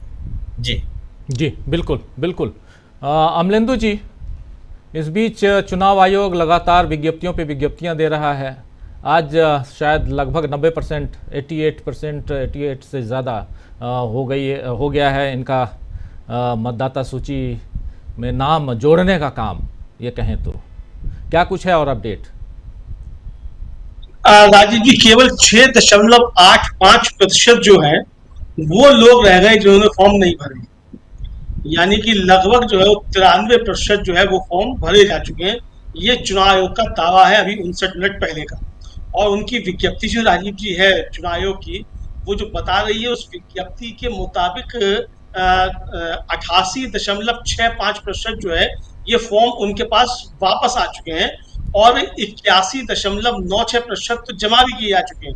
और जो मतदाता अपने नहीं मिले घरों पर वो 35,69,435 हैं, यानी कि 4.5% हैं। और जो बीमार समझे जा सकते हैं वो 1.59% है, यानी 12,55,000 के आसपास है। और जो परमानेंटली चले गए हैं वो 2.2% है, 17,37,336। और जो कई जगहों पे जिनके नाम दर्ज थे उनको बताया जा रहा है कि 0.73% जो है ये है 5,76,479। और रिमेनिंग जो है फॉर्म्स टू बी रिसीव जो वापस आने हैं वो केवल 54,07,483 आने हैं, यानी कि 6.85% जो है ये फॉर्म केवल वापस आने हैं। ये चुनाव आयोग की अभी की 59 मिनट पहले की विज्ञप्ति आई थी, और अब तक हो सकता है और वापस आ गए हों, क्योंकि 1 घंटा लगभग हो गया, अब तक और वापस आ गए होंगे। बहुत तेजी के साथ ये काम चल रहा है। तो जब सब कुछ आ ही गया है तो भाई ये खबरें कहाँ से आ रही हैं कि इसमें बांग्लादेशी आ गए हैं और खंडन भी चुनाव आयोग इनकार नहीं कर रहा, अभी तक नहीं किया राजीव जी, क्योंकि 4 दिन से खबरें चल रही हैं इसमें बांग्लादेशी भी हैं और म्यांमार के भी हैं, बिहार के उप मुख्यमंत्री भी बयान दे रहे हैं, भाजपा के नेता भी तमाम बयान दे रहे हैं, मीडिया खबरें छाप रहा है चुनाव आयोग के सूत्रों के हवाले से। तो चुनाव आयोग उनका कोई खंडन नहीं कर पा रहा है। तो ये अब तक की उनकी मतलब जो दावा है, और ये इसीलिए राजीव जी लगता है कि अब ये इस दावे के साथ जाएंगे चुनाव आयोग सुप्रीम कोर्ट में, कि वहां जाकर ये कहेंगे साहब देखिए अब तो इतने फॉर्म वापस आ चुके हैं, अब इस पर सुनवाई करने की कोई आवश्यकता नहीं है, ये कहने के लिए शायद वो जाएंगे। लेकिन अब ये देखा जाएगा क्या होगा। लेकिन जिस तरीके की राजीव जी खबरें आ रही हैं वो चुनाव आयोग के खिलाफ गुस्सा जो है, और हमारे बिहार से जो लोग जुड़े हुए हैं वो सब यही बता रहे हैं, चाहे वो फरदा शाकिब हो, चाहे प्रेम कुमार जी हो, अखिलेश जी थे, अनिल कुमार साहब भी थे, सब भी बता रहे हैं कि ये गुस्सा बीजेपी के खिलाफ बढ़ रहा है काफी ज्यादा। तो ये बीजेपी को आगे चलकर नुकसानदेह साबित हो सकता है, इसमें कोई दो राय नहीं है। उधर राजीव जी आज जो राहुल गांधी ने असम से भी जो हमला किया है, और वहां से उन्होंने फिर साफ कहा है कि बीजेपी ने महाराष्ट्र का चुनाव चोरी किया और ये बिहार का चुनाव चोरी करने जा रहे हैं, और आपको सजग रहना है, आपको जागते रहना है, इनको ये चोरी नहीं करने देनी। और कल तेजस्वी यादव ने प्रेस कॉन्फ्रेंस करके बाकायदा गणित समझाया कि एक विधानसभा क्षेत्र में एक बूथ पर कितने वोटों अगर काट लिए जाएंगे तो एक विधानसभा क्षेत्र में कितने वोटों की हेराफेरी हो जाएगी, और उससे 52 सीटें वो प्रभावित होती हैं जो 500 से लेके और 3000 के बीच में जीती थी भारतीय जनता पार्टी और उसके सहयोगी दलों ने। तो यानी 52 सीटों पर ये खेल बड़े पैमाने पर किया जाना है कि एक एक बूथ पर विपक्ष के आप जो है 10-10, 15-15 वोट भी अगर काट देंगे तो भारतीय जनता पार्टी को 52 सीटों पर फायदा हो सकता है। तो ये पूरा गणित कल तेजस्वी ने समझाया। तो ये राजनीति समझ में आ रहा है कि जो आरोप विपक्ष की तरफ से लग रहा है, पूरा विपक्ष एक सुर में यही बात कह रहा है कि चुनाव आयोग भारतीय जनता पार्टी के हित में काम कर रहा है, बल्कि भारतीय जनता पार्टी ही इस समय चुनाव आयोग बनी हुई है। जी जी जी बिल्कुल। फर्रा शाकिब साहब के पास आना चाहता हूं। शाकिब जी ज़रा देखिए, ये जो आंकड़े हैं इसमें 69,435 435 यानी 4.5% जो मतदाता हैं वो एड्रेस पे नहीं पाए गए। खबर 3 दिन से चल रही है और अभी ये विज्ञप्ति में आ गई कि 35 लाख नाम कट गए, लगभग 36 लाख नाम कट गए। क्या ऐसा है कि 35-36 लाख मतदाता ये एड्रेस पे नहीं पाए गए? इसमें कितना, हालांकि हम और आप जाकर सर्वे तो करेंगे नहीं, लेकिन ओवरऑल इसको समझने की ज़रूरत है। 4.5% नाम कट गए हैं, ये आज खबर ऑलरेडी ये चुनाव आयोग बता रहा है। क्या कहेंगे इस पे? राजीव भाई, महाराष्ट्र में 6 महीने में 40 लाख मतदाता बढ़ गए थे, भाजपा की सरकार बन गई। बिहार में 40 लाख लोग कट जाएंगे, भाजपा की सरकार बन जाएगी। यही क्रोनोलॉजी है, उसके अलावा और ज्यादा कुछ हो नहीं सकता है। आपने अभी क्या फाइनल डेटा दे दिया है कि 35 लाख लोग आपके पास नहीं मिले, एड्रेस पे नहीं मिले, या एक टेंटेटिव आंकड़ा है? कल मैंने कहीं देखा कि 10 लाख लोग मृत पाए गए। नहीं, ये फाइनल डाटा, ये डाटा आज की तारीख में ये फाइनल है। चुनाव आयोग अगर विज्ञप्ति दे रहा है तो जारी कर रहा है प्रेस रिलीज, तो ये 35,69,435 लगभग, मतलब 35,70,000। राजीव भाई, जब खबरें तमाम से, जो ग्राउंड जीरो की रिपोर्ट है, जब खबरें हर जगह से ये आ रही हैं कि बीएलओ किसी का घर पे जा ही नहीं रहा है, तो ये एड्रेस वेरिफिकेशन कर कौन रहा है? जब बीएलओ स्कूल में बैठ के फॉर्म जमा ले रहा है कि आप लाके जमा कीजिए, आप ही ले जाइए, आप ही लाके जमा कीजिए, तो घर पे जा कौन रहा है चेक करने के लिए? जब सभागार में, ब्लॉक के हॉल में, कॉन्फ्रेंस हॉल में, अनुमंडल कार्यालय के सभागार में बैठ करके सारे सुपरवाइजर बैठ करके जो है फॉर्म जमा ले रहे हैं और फॉर्म दे रहे हैं, तो घर पे जाके एड्रेस वेरीफाई कर कौन रहा है? सवाल ये भी है ना। और सारे इंफॉर्मेशन जो है भाजपा के नेताओं को सबसे पहले कहां से मिल रही है? तो 35 लाख लोग कट जाएंगे, 2 करोड़ लोग कट जाएंगे, 10 लाख लोग जमा हो जाएंगे, तो जो जिस तरह से इस प्रक्रिया को हम लोगों ने जमीन पर देखा है, अलग अलग वीडियोस के माध्यम से, क्योंकि हमारे पास सूत्र नहीं है, हम लोग सूत्र के हवाले से खबर नहीं चला रहे। जो चश्मदीद हैं हमने उनको देखा है, हमारा जो अपना पर्सनल अनुभव है हमने उनको देखा है, हम उसकी बात कर रहे हैं। हमारा एक मित्र है, नाम नहीं लूंगा, उसका नौकरी का मामला होता है। कुछ दिनों पहले उसने मुझसे कहा था कि अधिकारी ने बुलाया सब बीएलओ को और रूम बंद कर दिया गया और कहा गया कि जितना फॉर्म हुआ है सबको अपलोड करिए बैठ करके, दस्तावेज मिले ना मिले सबका रूम बंद करके, सब दरवाजा लॉक करके अंदर बैठा दिया गया। मतलब उनको, मतलब एक तरह से समझिए कि डिटेन कर लिया गया। अब जितना आपके पास है उतना अपलोड करके ही घर जाना है। तो कोई 8 बजे घर जा रहा है, कोई 11 बजे घर जा रहा है, कोई 9 बजे घर जा रहा है। इस तरह से जब काम होगा, और वो जिनकी मैं बात कर रहा हूं आपको, वजाहत अली की, आज जिनकी ऑडियो की चर्चा हो रही है, उन्होंने यही तो कहा। वो जो महिला है वो कह रही है कि आप मत जाइए कहीं वितरण करने के लिए, आप यहीं बैठ करके फॉर्म जमा कीजिए। उससे कहा कि भाई हम जब जाएंगे, हमारा पूरा प्रोसेस है, हम जाएंगे, रजिस्टर मेंटेन करेंगे, हम लोगों से मिलेंगे, लोगों को फॉर्म देंगे, उसके बाद ही तो हम जब फॉर्म जब मेरे पास वापस आएगा तो हम उसको अपलोड करेंगे। तो महिला फोन पे कह रही कि नहीं, आप कहीं वितरण करना बंद कीजिए, जितना आपके पास है उतने ही को आप जो है अपने घर में बैठिए, अपने कमरे में बैठिए और लिख करके जो है जमा कीजिए। तो जब वो आदमी अगले आदमी के घर पे नहीं जा रहा है अधिकारियों का निर्देश है कि आप एक जगह बैठ के फॉर्म जमा कर दिए, तो ये कौन जा रहा है एड्रेस चेक करने के लिए कि 35 लाख लोग एड्रेस पे ही नहीं मिले? 1 लाख, 2 लाख, 1.5 लाख अगर कहता है चुनाव आयोग तो चलिए ठीक है, हो सकता है हमारे बीएलओ के जैसे 10-20 और बीएलओ, 50 बीएलओ होंगे जो गए होंगे घरों पे, लेकिन 35 लाख का आंकड़ा बहुत बड़ा आंकड़ा होता है। 40 लाख वोट बढ़ जाते हैं 6 महीने में, 40 लाख लोग यहाँ 40 लाख कम हो जाएंगे। चुनाव जीतने का यही पैटर्न है।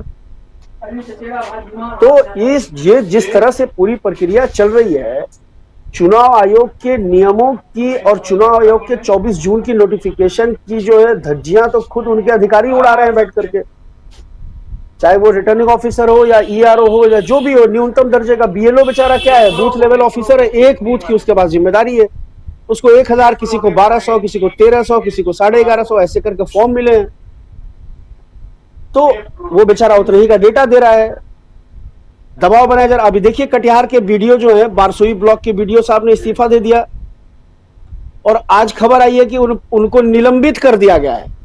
तो अगला बंदा 4 दिन पहले ही अपना इस्तीफा लिख रहा है और विभाग जो है उनको निलंबित कर रहा है, सिर्फ ये दिखाने के लिए कि वो आदमी गलत है, वीडियो गलत है। और आज मैं एक गोदी चैनल की रिपोर्ट देख रहा था, उसी ऑडियो की चर्चा मैं कर देता हूं आपसे। उस ऑडियो का शुरू का जो हिस्सा है, जो महिला उसमें पूछ रही है कि आपको कितना फॉर्म मिला, तो उसने कहा 1383। फिर उन्होंने कहा कितना वितरण हुआ, तो 200 कुछ, कलेक्शन कितना हुआ, तो 2। इतना हिस्सा गोदी मीडिया ने दिखाया और उसके बाद कह दिया कि लापरवाही के आरोप में वीडियो को सस्पेंड कर दिया गया। ये लापरवाही वाला हिस्सा दिखा दिया, लेकिन उसके बाद का हिस्सा जिसमें वो अधिकारी आगे कह रही है कि आपको कहीं नहीं जाना है, आप चुपचाप फॉर्म भरिए, अपने घर में बैठिए, फॉर्म अपलोड कीजिए, वो हिस्सा गोदी मीडिया ने गायब कर दिया क्योंकि उसमें चुनाव आयोग की पोल खुल रही थी। यहां दिखाना है बीएलओ की गलती।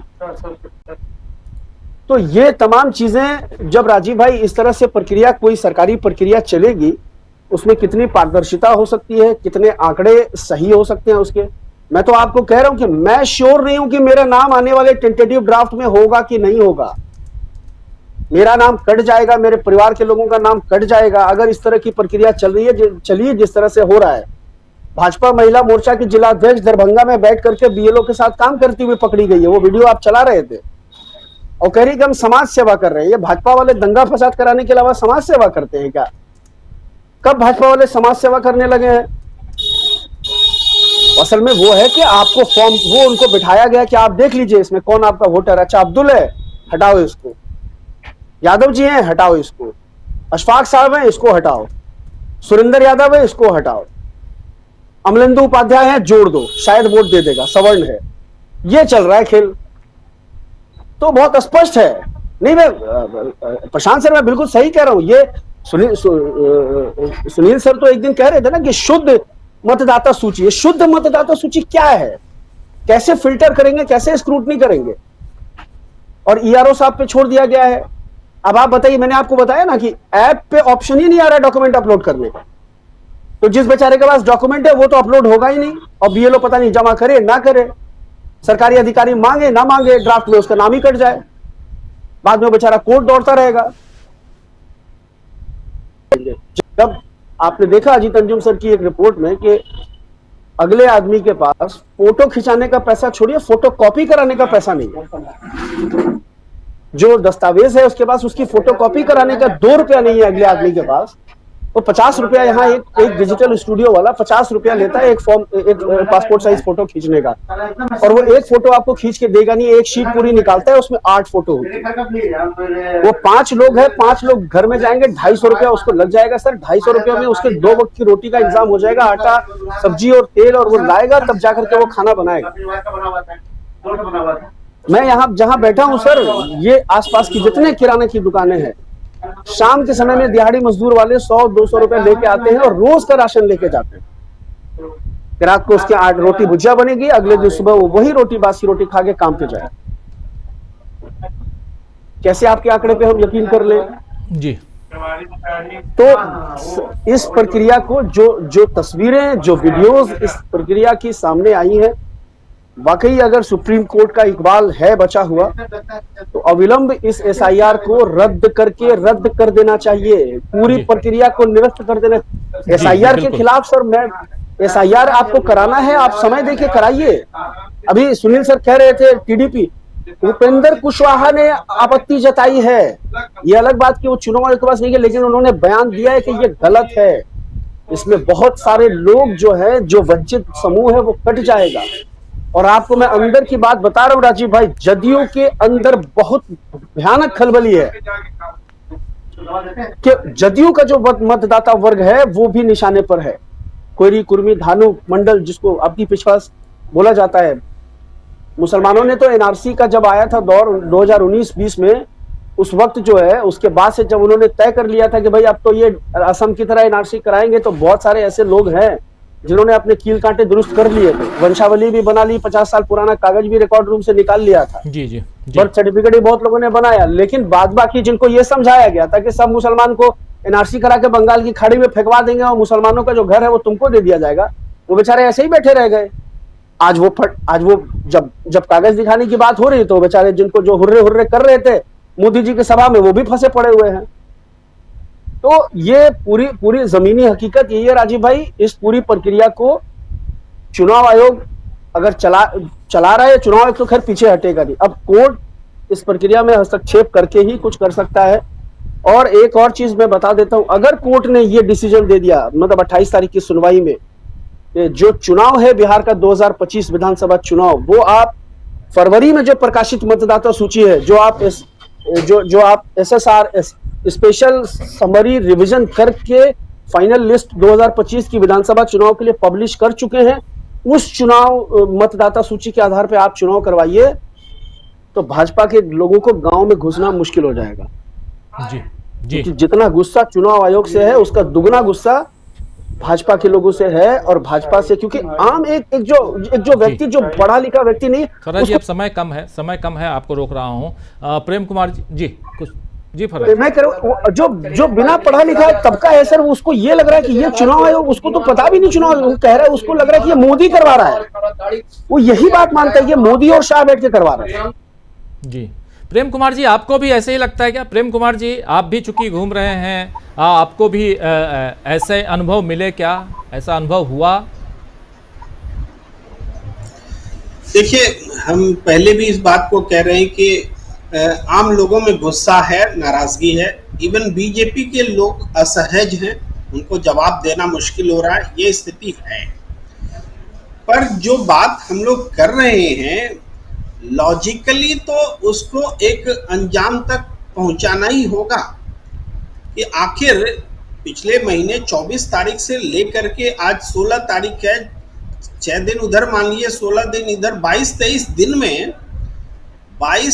दिन में इतना बड़ा डेटा चुनाव आयोग ने तैयार कर लिया कि लगभग पूरे 8 करोड़ मतदाताओं का उन्होंने सत्यापित कर लिया। डेटा पाने का मतलब क्या है? सत्यापित डाटा ना, वरना डाटा तो है ही अपने पास। तो सत्यापित कर लिया, ये अपने आप में चमत्कार है। और ये चमत्कार अगर है तो फिर तो अवार्ड देना चाहिए, अवार्ड पाने वाला चमत्कार है। लेकिन ये चमत्कार अगर इन्वर्टेड कॉमा वाला है, ये चमत्कार अगर पूरे आंकड़े को ही रसातल में, मिट्टी में मिलाने वाला है, तो फिर इसका मतलब एकदम से अंधेर नगरी वाली बात होती है। और ये अंधेर नगरी वाली बात राजीव जी, हम बहुत समय से जब इस विषय पर चर्चा हुई है, हमारे बाकी पैनलिस्ट भी करते रहे। अब इसकी पुष्टि हो रही है कुछ रिपोर्ट्स में, कुछ घटनाओं में, कि इसी किस्म से चीजें हो रही हैं।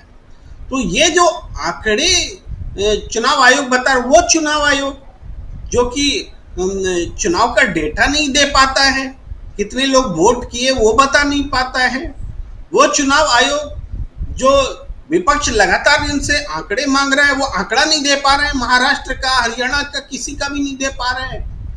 वो चुनाव आयोग अगर इतना बड़ा चमत्कार कर रहा है तो कैसे कर रहा है, सबको समझ में आ रहा है कि घर बैठे बैठे आप प्रपत्र भर दीजिए।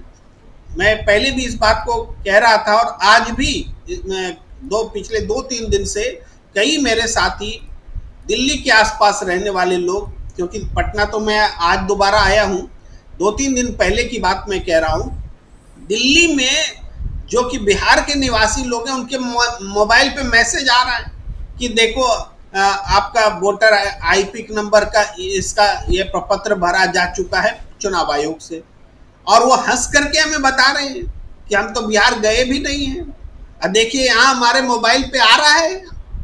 ये कैसे हो रहा है चमत्कार भाई? कैसे बीएलओ ने सत्यापित कर लिया जो बिहार से बाहर हैं, उनका प्रपत्र भरा गया बिना उनके सिग्नेचर के? आखिर कौन सा तरीका अपनाया जा रहा है? तो बात यह है, ये नहीं है कि कितना वोटर हटाया जा रहा है, कितना मिटाया जा रहा है। टारगेट पर वोटर है। क्या है टारगेट पर, इसको समझने की जरूरत है। टारगेट पर है कि सत्ता कैसे ली जाए, सत्ता कैसे हड़पी जाए। इसलिए माने लक्ष्य है सत्ता कैसे हड़पी जाए, और टारगेट पर है मतदाता। तो मतदाता टारगेट पर है, चाहे हटाए जाएं चाहे जोड़े जाएं, क्योंकि उनका लक्ष्य सत्ता को बनाए बचाए रखना है। और ये बात चूंकि समझ में आ रही है तो खुश होने का तो कोई प्रश्न ही नहीं उठता। मतदाता ही का सब कुछ लुट रहा है, तो मतदाता नाराज है। क्रॉस द पार्टी लाइन लोग इसको व्यक्त कर रहे हैं, हर पार्टी के लोग इसको व्यक्त कर रहे हैं, मगर इसका प्रकटीकरण जो है इस गुस्से का, हमें लगता है कि राजनीतिक कार्यक्रमों की आवश्यकता है। जिस तरह से बिहार बंद का एक दिन आयोजन हुआ, ऐसे आयोजनों को या और भी तरीके से विरोध को, गुस्सा को व्यक्त करने के लिए सामने आना होगा। बाध्य करना पड़ेगा इस सिस्टम को कि ये नहीं चलेगा, ये एसआईआर फर्जी है, ये झूठ है, ये चमत्कार के नाम पर एक पूरी तरह से मटियामेट कर देने वाला किस्सा बन गया है ये। तो इस बात को समझते हुए भी अगर कैरी किया जाएगा तो फिर बंद कर दीजिए चुनाव कराना। कोई जरूरत नहीं है चुनाव कराने की। ले जाइए सारी सीट आप ही, कह दीजिए कि हम भारत के पुतिन हैं, कि आजीवन प्रधानमंत्री हम ही रहेंगे, आजीवन राष्ट्रपति हम ही रहेंगे, कह दीजिए। कोई जरूरत नहीं है चुनाव की। अगर चुनाव कराना है तो सही वोटर लिस्ट के साथ और अधिकांश लोग वोटर लिस्ट में शामिल हो, तब उस आधार पर हो चुनाव। इस आधार पर नहीं कि जो कोई कहीं भी रह रहा है किसी भी तरीके से बस भर दो। हम लोग भी सर्वे में के काम से जुड़े हैं। अभी एक सर्वे हम कर भी रहे हैं, उसको 2 दिन बाद डाटा रिलीज करने वाले हैं। कितनी मुश्किलें आती हैं प्रपत्र भरवाने में, कितना समय लगता है, उसका टाइम हम समझते हैं, कितना महसूस करते हैं। ये बीएलओ 8 करोड़ डाटा का, 8.25 करोड़ डाटा का आंकड़ा भर दिए, अपलोड भी कर दिए। इतनी तेजी तो ये अविश्वसनीय है, ये मानने लायक बात नहीं है। कोई भी बड़ा से बड़ा डाटा साइंटिस्ट आकर के इसको जस्टिफाई नहीं कर सकता कि इस तरीके से डाटा आपने जो कलेक्ट किया वो वास्तविक है। अनरियल है, झूठ है, मिथ्या है, इसको कहने में कोई संकोच नहीं है। जी राजीव जी अनिल जी, कैसे आप देखते हैं? कई सारी बातें हो रही हैं, अभी आगे आने वाले समय में भी इस पे हम लोग गहन चिंतन मनन करेंगे, विश्लेषण करेंगे। लेकिन बिहार का चुनाव, और ऐसे में ये अचानक, क्योंकि कल टीडीपी ने भी चिट्ठी लिखी है चुनाव आयोग को, सुनील शुक्ला जी जैसे बता रहे थे, कल भी हम लोगों ने उस पर डिस्कशन किया कि टीडीपी की चिट्ठी यानी एनडीए। यहाँ आपसे भी समझना चाहता हूँ, आप बिहार में हैं, और जो एनडीए खेमा है उसके अंदर क्या है? उन लोगों से भी, कुछ लोगों से ज़रूर, कुछ लोगों की बातें आती हैं बाहर, कुछ लोगों से ऑफ कैमरा बातें होती हैं उस खेमे में, और ख़ासकर जेडीयू में क्या है इस वक्त इस पूरे एसआर को लेकर, एसआईआर को लेकर?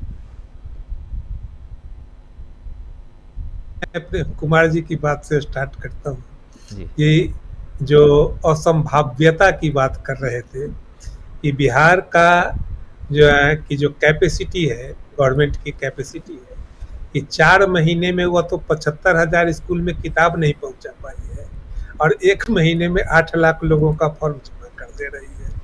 यही बिहार की कैपेसिटी है। किस तरह हो रहा होगा उसका तो एक उदाहरण मैं ही बैठा हुआ है। तो एक यह बात। दूसरी बात कि अलग अलग जो राजनीतिक दल हैं, खास करके जो सत्ता पक्ष के राजनीतिक दल हैं, ऐसा नहीं है कि वे लोग इसके समर्थन में हैं। उन लोगों के भी भीतर विरोध है, उन लोगों के भी भीतर असंतोष है। जदयू में भी नीतीश कुमार जी को छोड़ करके मुख्यमंत्री को छोड़ करके कई सारे लोग अपना असंतोष, और अभी कह ही रहे थे कि सत्ता पक्ष में शामिल अमुक अमुक लोग ने इसके विरोध में कहा है, वह भय, वो असंतोष और यह अस्वाभाविक प्रक्रिया के प्रति असंतोष यह सारे लोगों में है, और सारे लोग समझ रहे हैं कि जो कुछ हो रहा है वह गलत हो रहा है, इस कोई गलत दिशा में जा रहा है और इसके गलत परिणाम आने वाले हैं, ये भी सारे लोग समझ रहे हैं। लेकिन मैं एक दूसरी बात की तरफ भी इशारा करना चाहता हूँ कि सारे लोग जब बातचीत करते हैं तो इस बात की तरफ इस निर्णय की तरफ चले जाते हैं कि आम जन में भारी असंतोष है।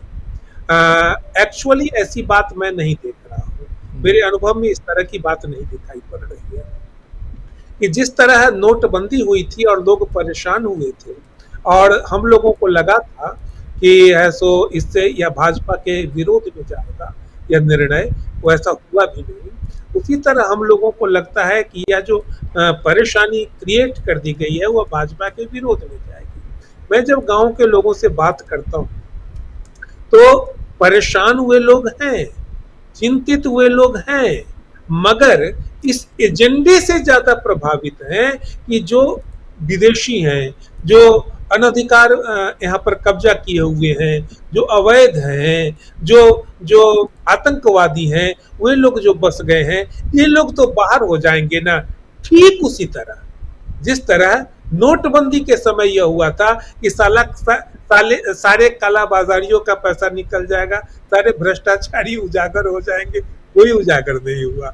वही मानसिकता इस बार भी लोगों के भीतर काम कर रही है कि जितने सारे अवैध प्रवासी, और कोई इस बात के लिए राजी थोड़े होगा या थोड़े कहेगा कि ऐसा अवैध को और अवैध प्रवासियों को रहने दीजिए, इसके लिए कोई राजी नहीं होगा।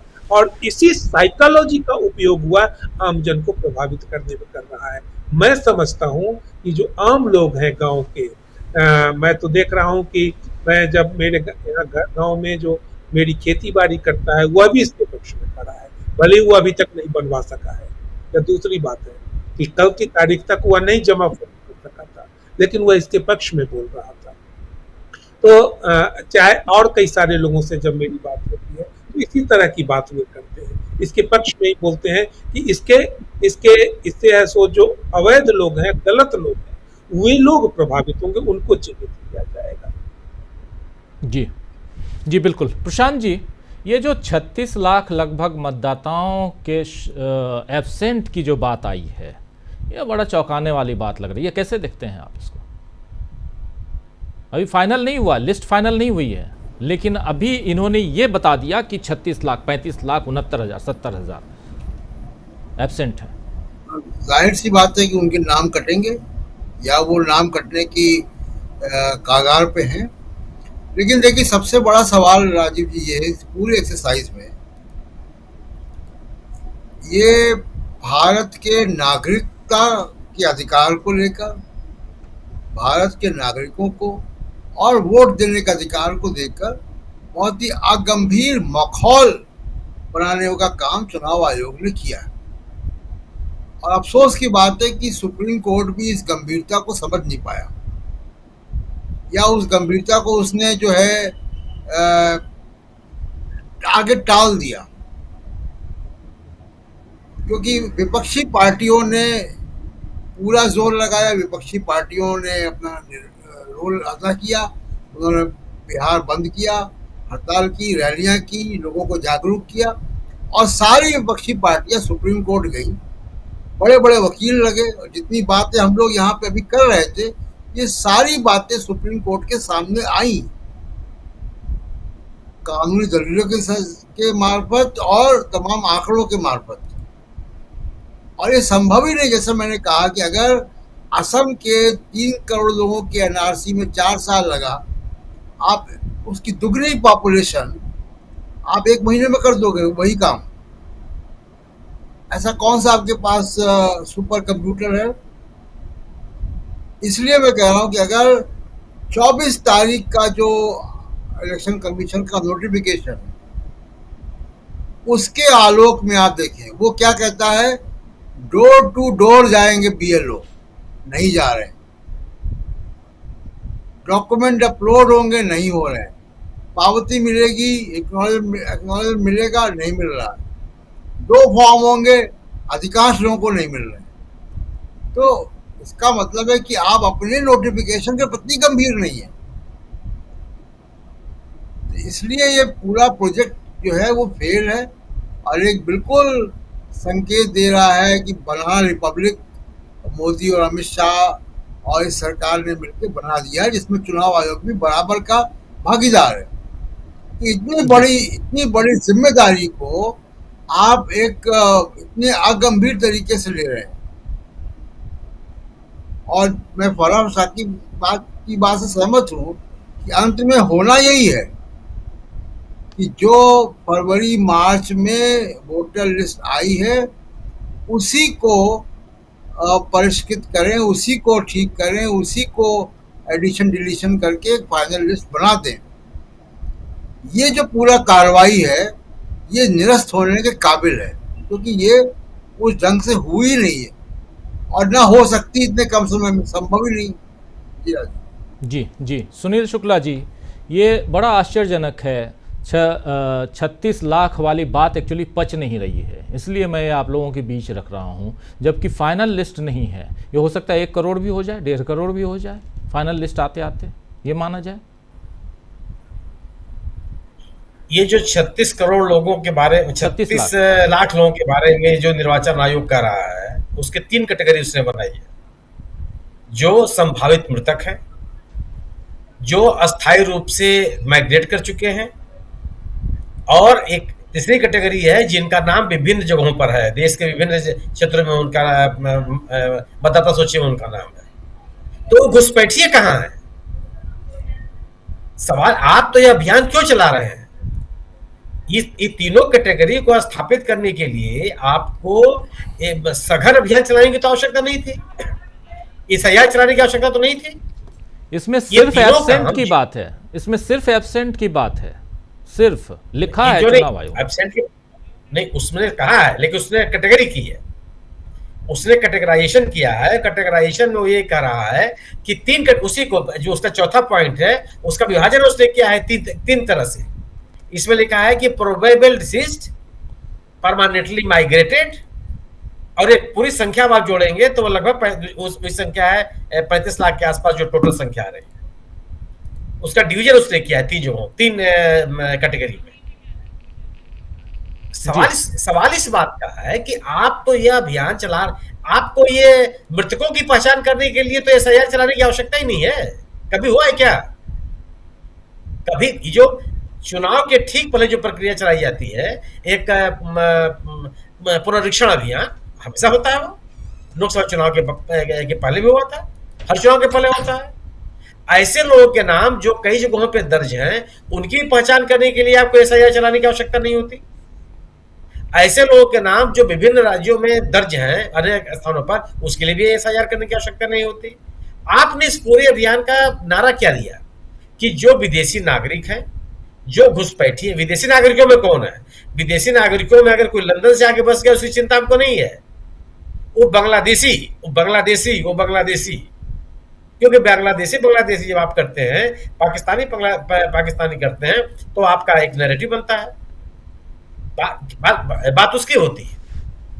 इनमें वो कहाँ है जिनका नाम आप कह रहे हैं कि अपने पते पर, या जो अपने पते पर नहीं पाए गए, या उनके पते का पहचान आपके पास नहीं है?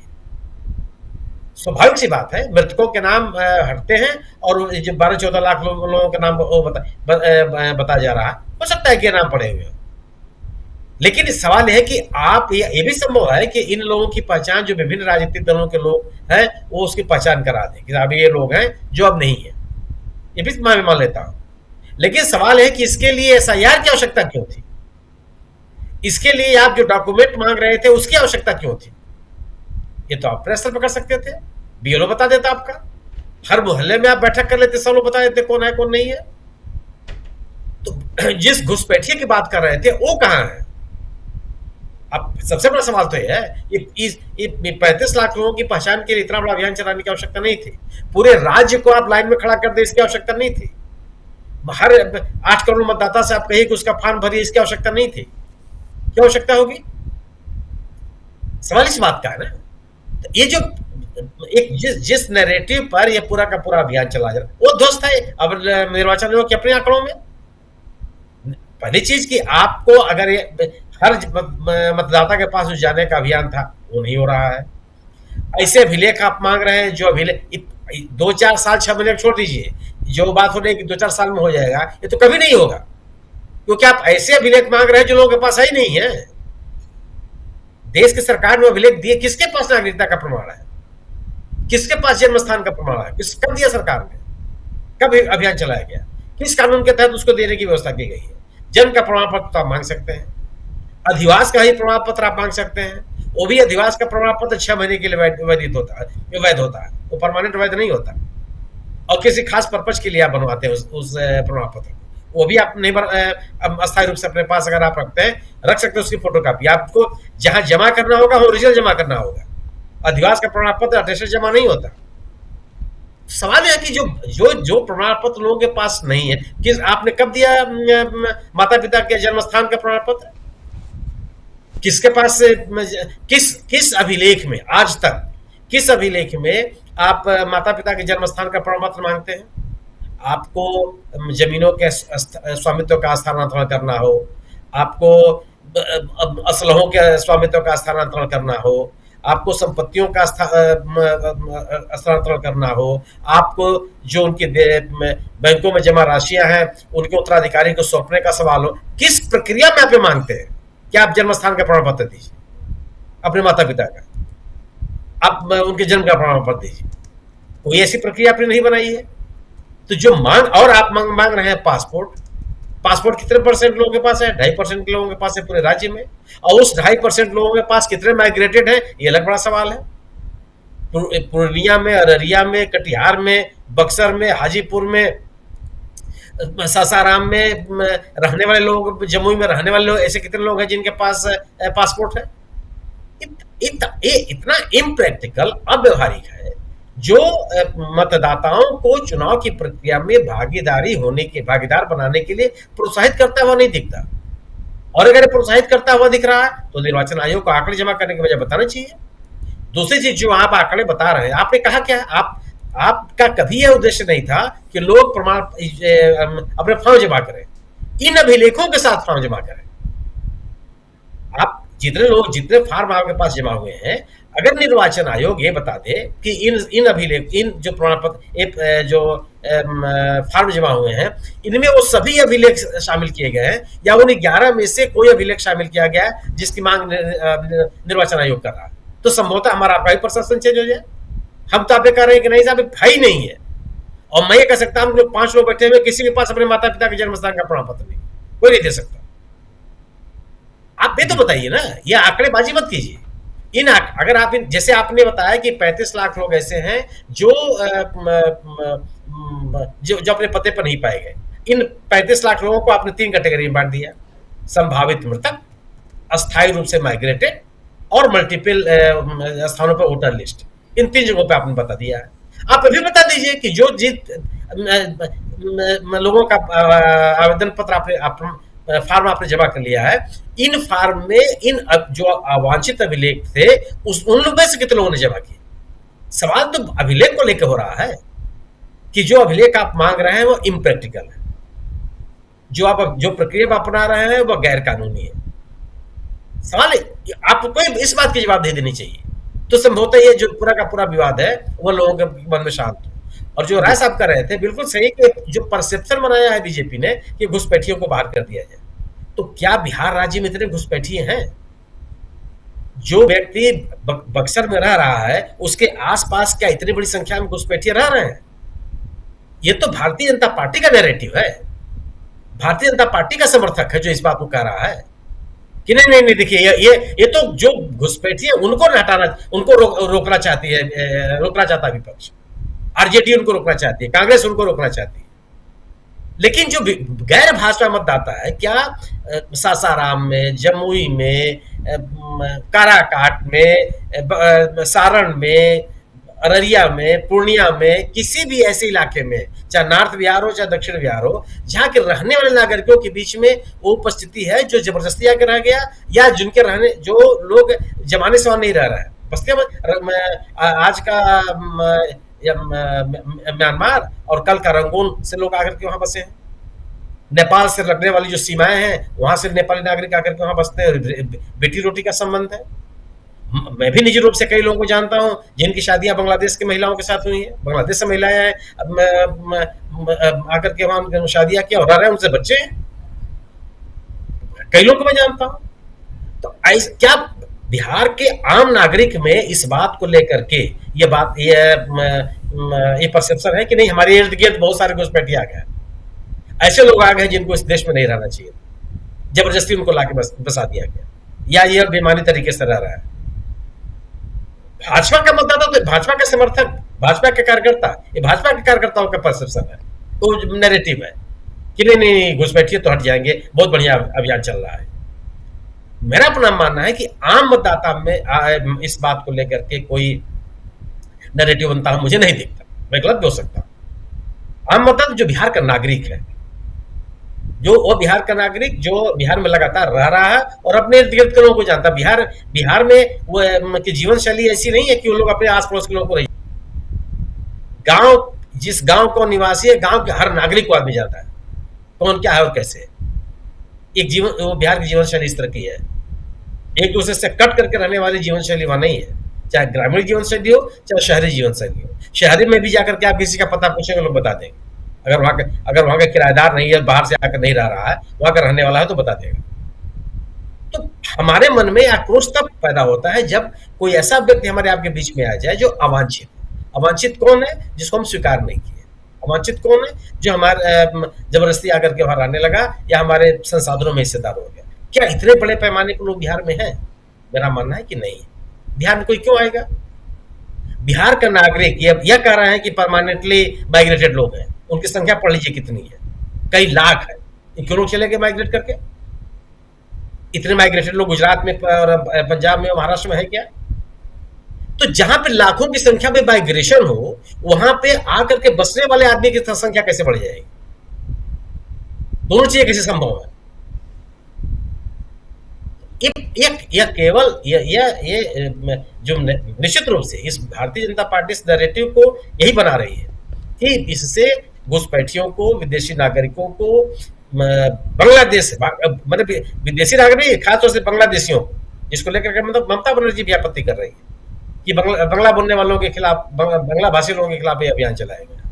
और बांग्ला भाषी है, बांग्लादेशी है क्या? और पश्चिम बंगाल से तो पूरी सीमा मिलती है बिहार की, बांग्लादेश लोग कैसे आ जाएंगे? और अगर ये आए हैं तो पिछले 20 साल में कितने लोगों की पहचान आपने कर ली है? सरकार तो आपकी है, रेवेन्यू ऑफिसर्स तो आपके हैं, खसरा खतौनी आप बांटते हैं, जितने राहत के काम होते हैं उनको आप बांटते हैं। आपके पास ये डेटा नहीं है कि कौन सा नागरिक कहां से आके बस गया और आपके यहाँ का नागरिक है कि नहीं है, उसके पास राजस्व का अभिलेख है कि नहीं है। और अगर आप ये मांगते हैं तो क्या ये चलेगा कि जिसके पास जमीन है वही मतदाता होगा? यह अभियान चलाना चाहते हैं आप? और अगर आप यह स्थापित करना चाहते हैं कि जिनके पास संपत्ति है, जिसके पास जमीन है, जो बड़ी संपत्तियों के उत्तराधिकारी हैं, जो पढ़े लिखे लोग हैं, जो सरकारी नौकरियों में रहे, या जो जितने अभिलेख आपने मांगे हैं, क्या इस बात को साबित नहीं करता कि जो भूमिहीन है उसके लिए कोई जगह नहीं है, जो कम जोत का आदमी है उसके लिए कोई जगह नहीं है, सरकारी नौकरी के जो पेंशन का डॉक्यूमेंट आप लेकर के आइए। बिल्कुल बड़ा सवाल ये है। जी जी सवाल कई हैं और उसका जवाब ढूंढने की कोशिश आने वाले समय में हम और करेंगे। लेकिन अगर बिहार को केंद्रित कोई भी बात की जाए तो आज की तारीख में SIR यानी स्पेशल इंटेंसिव रिवीजन जो इलेक्टोरल रोल को लेकर चल रहा है, और उसमें अब जो अभी से कुछ घंटे पहले जो विज्ञप्ति उनकी आई है, उस विज्ञप्ति के अनुसार लगभग 36 लाख मतदाताओं के नाम काट दिए गए हैं। लेकिन अभी ये वेरिफिकेशन का काम चल रहा है, स्पेशल इंटेंसिव रिवीजन का काम चल रहा है, और उससे पहले ये सूची कैसे आई और क्या इसके बाद इसके आगे और भी बहुत कुछ होना है? अभी तक फाइनल कैसे कर लिया चुनाव आयोग ने कि 36 लाख लोग जो हैं वो ऑलरेडी शिफ्ट हो चुके हैं या एब्सेंट हैं या उनकी जान जा चुकी है, मौत हो चुकी है?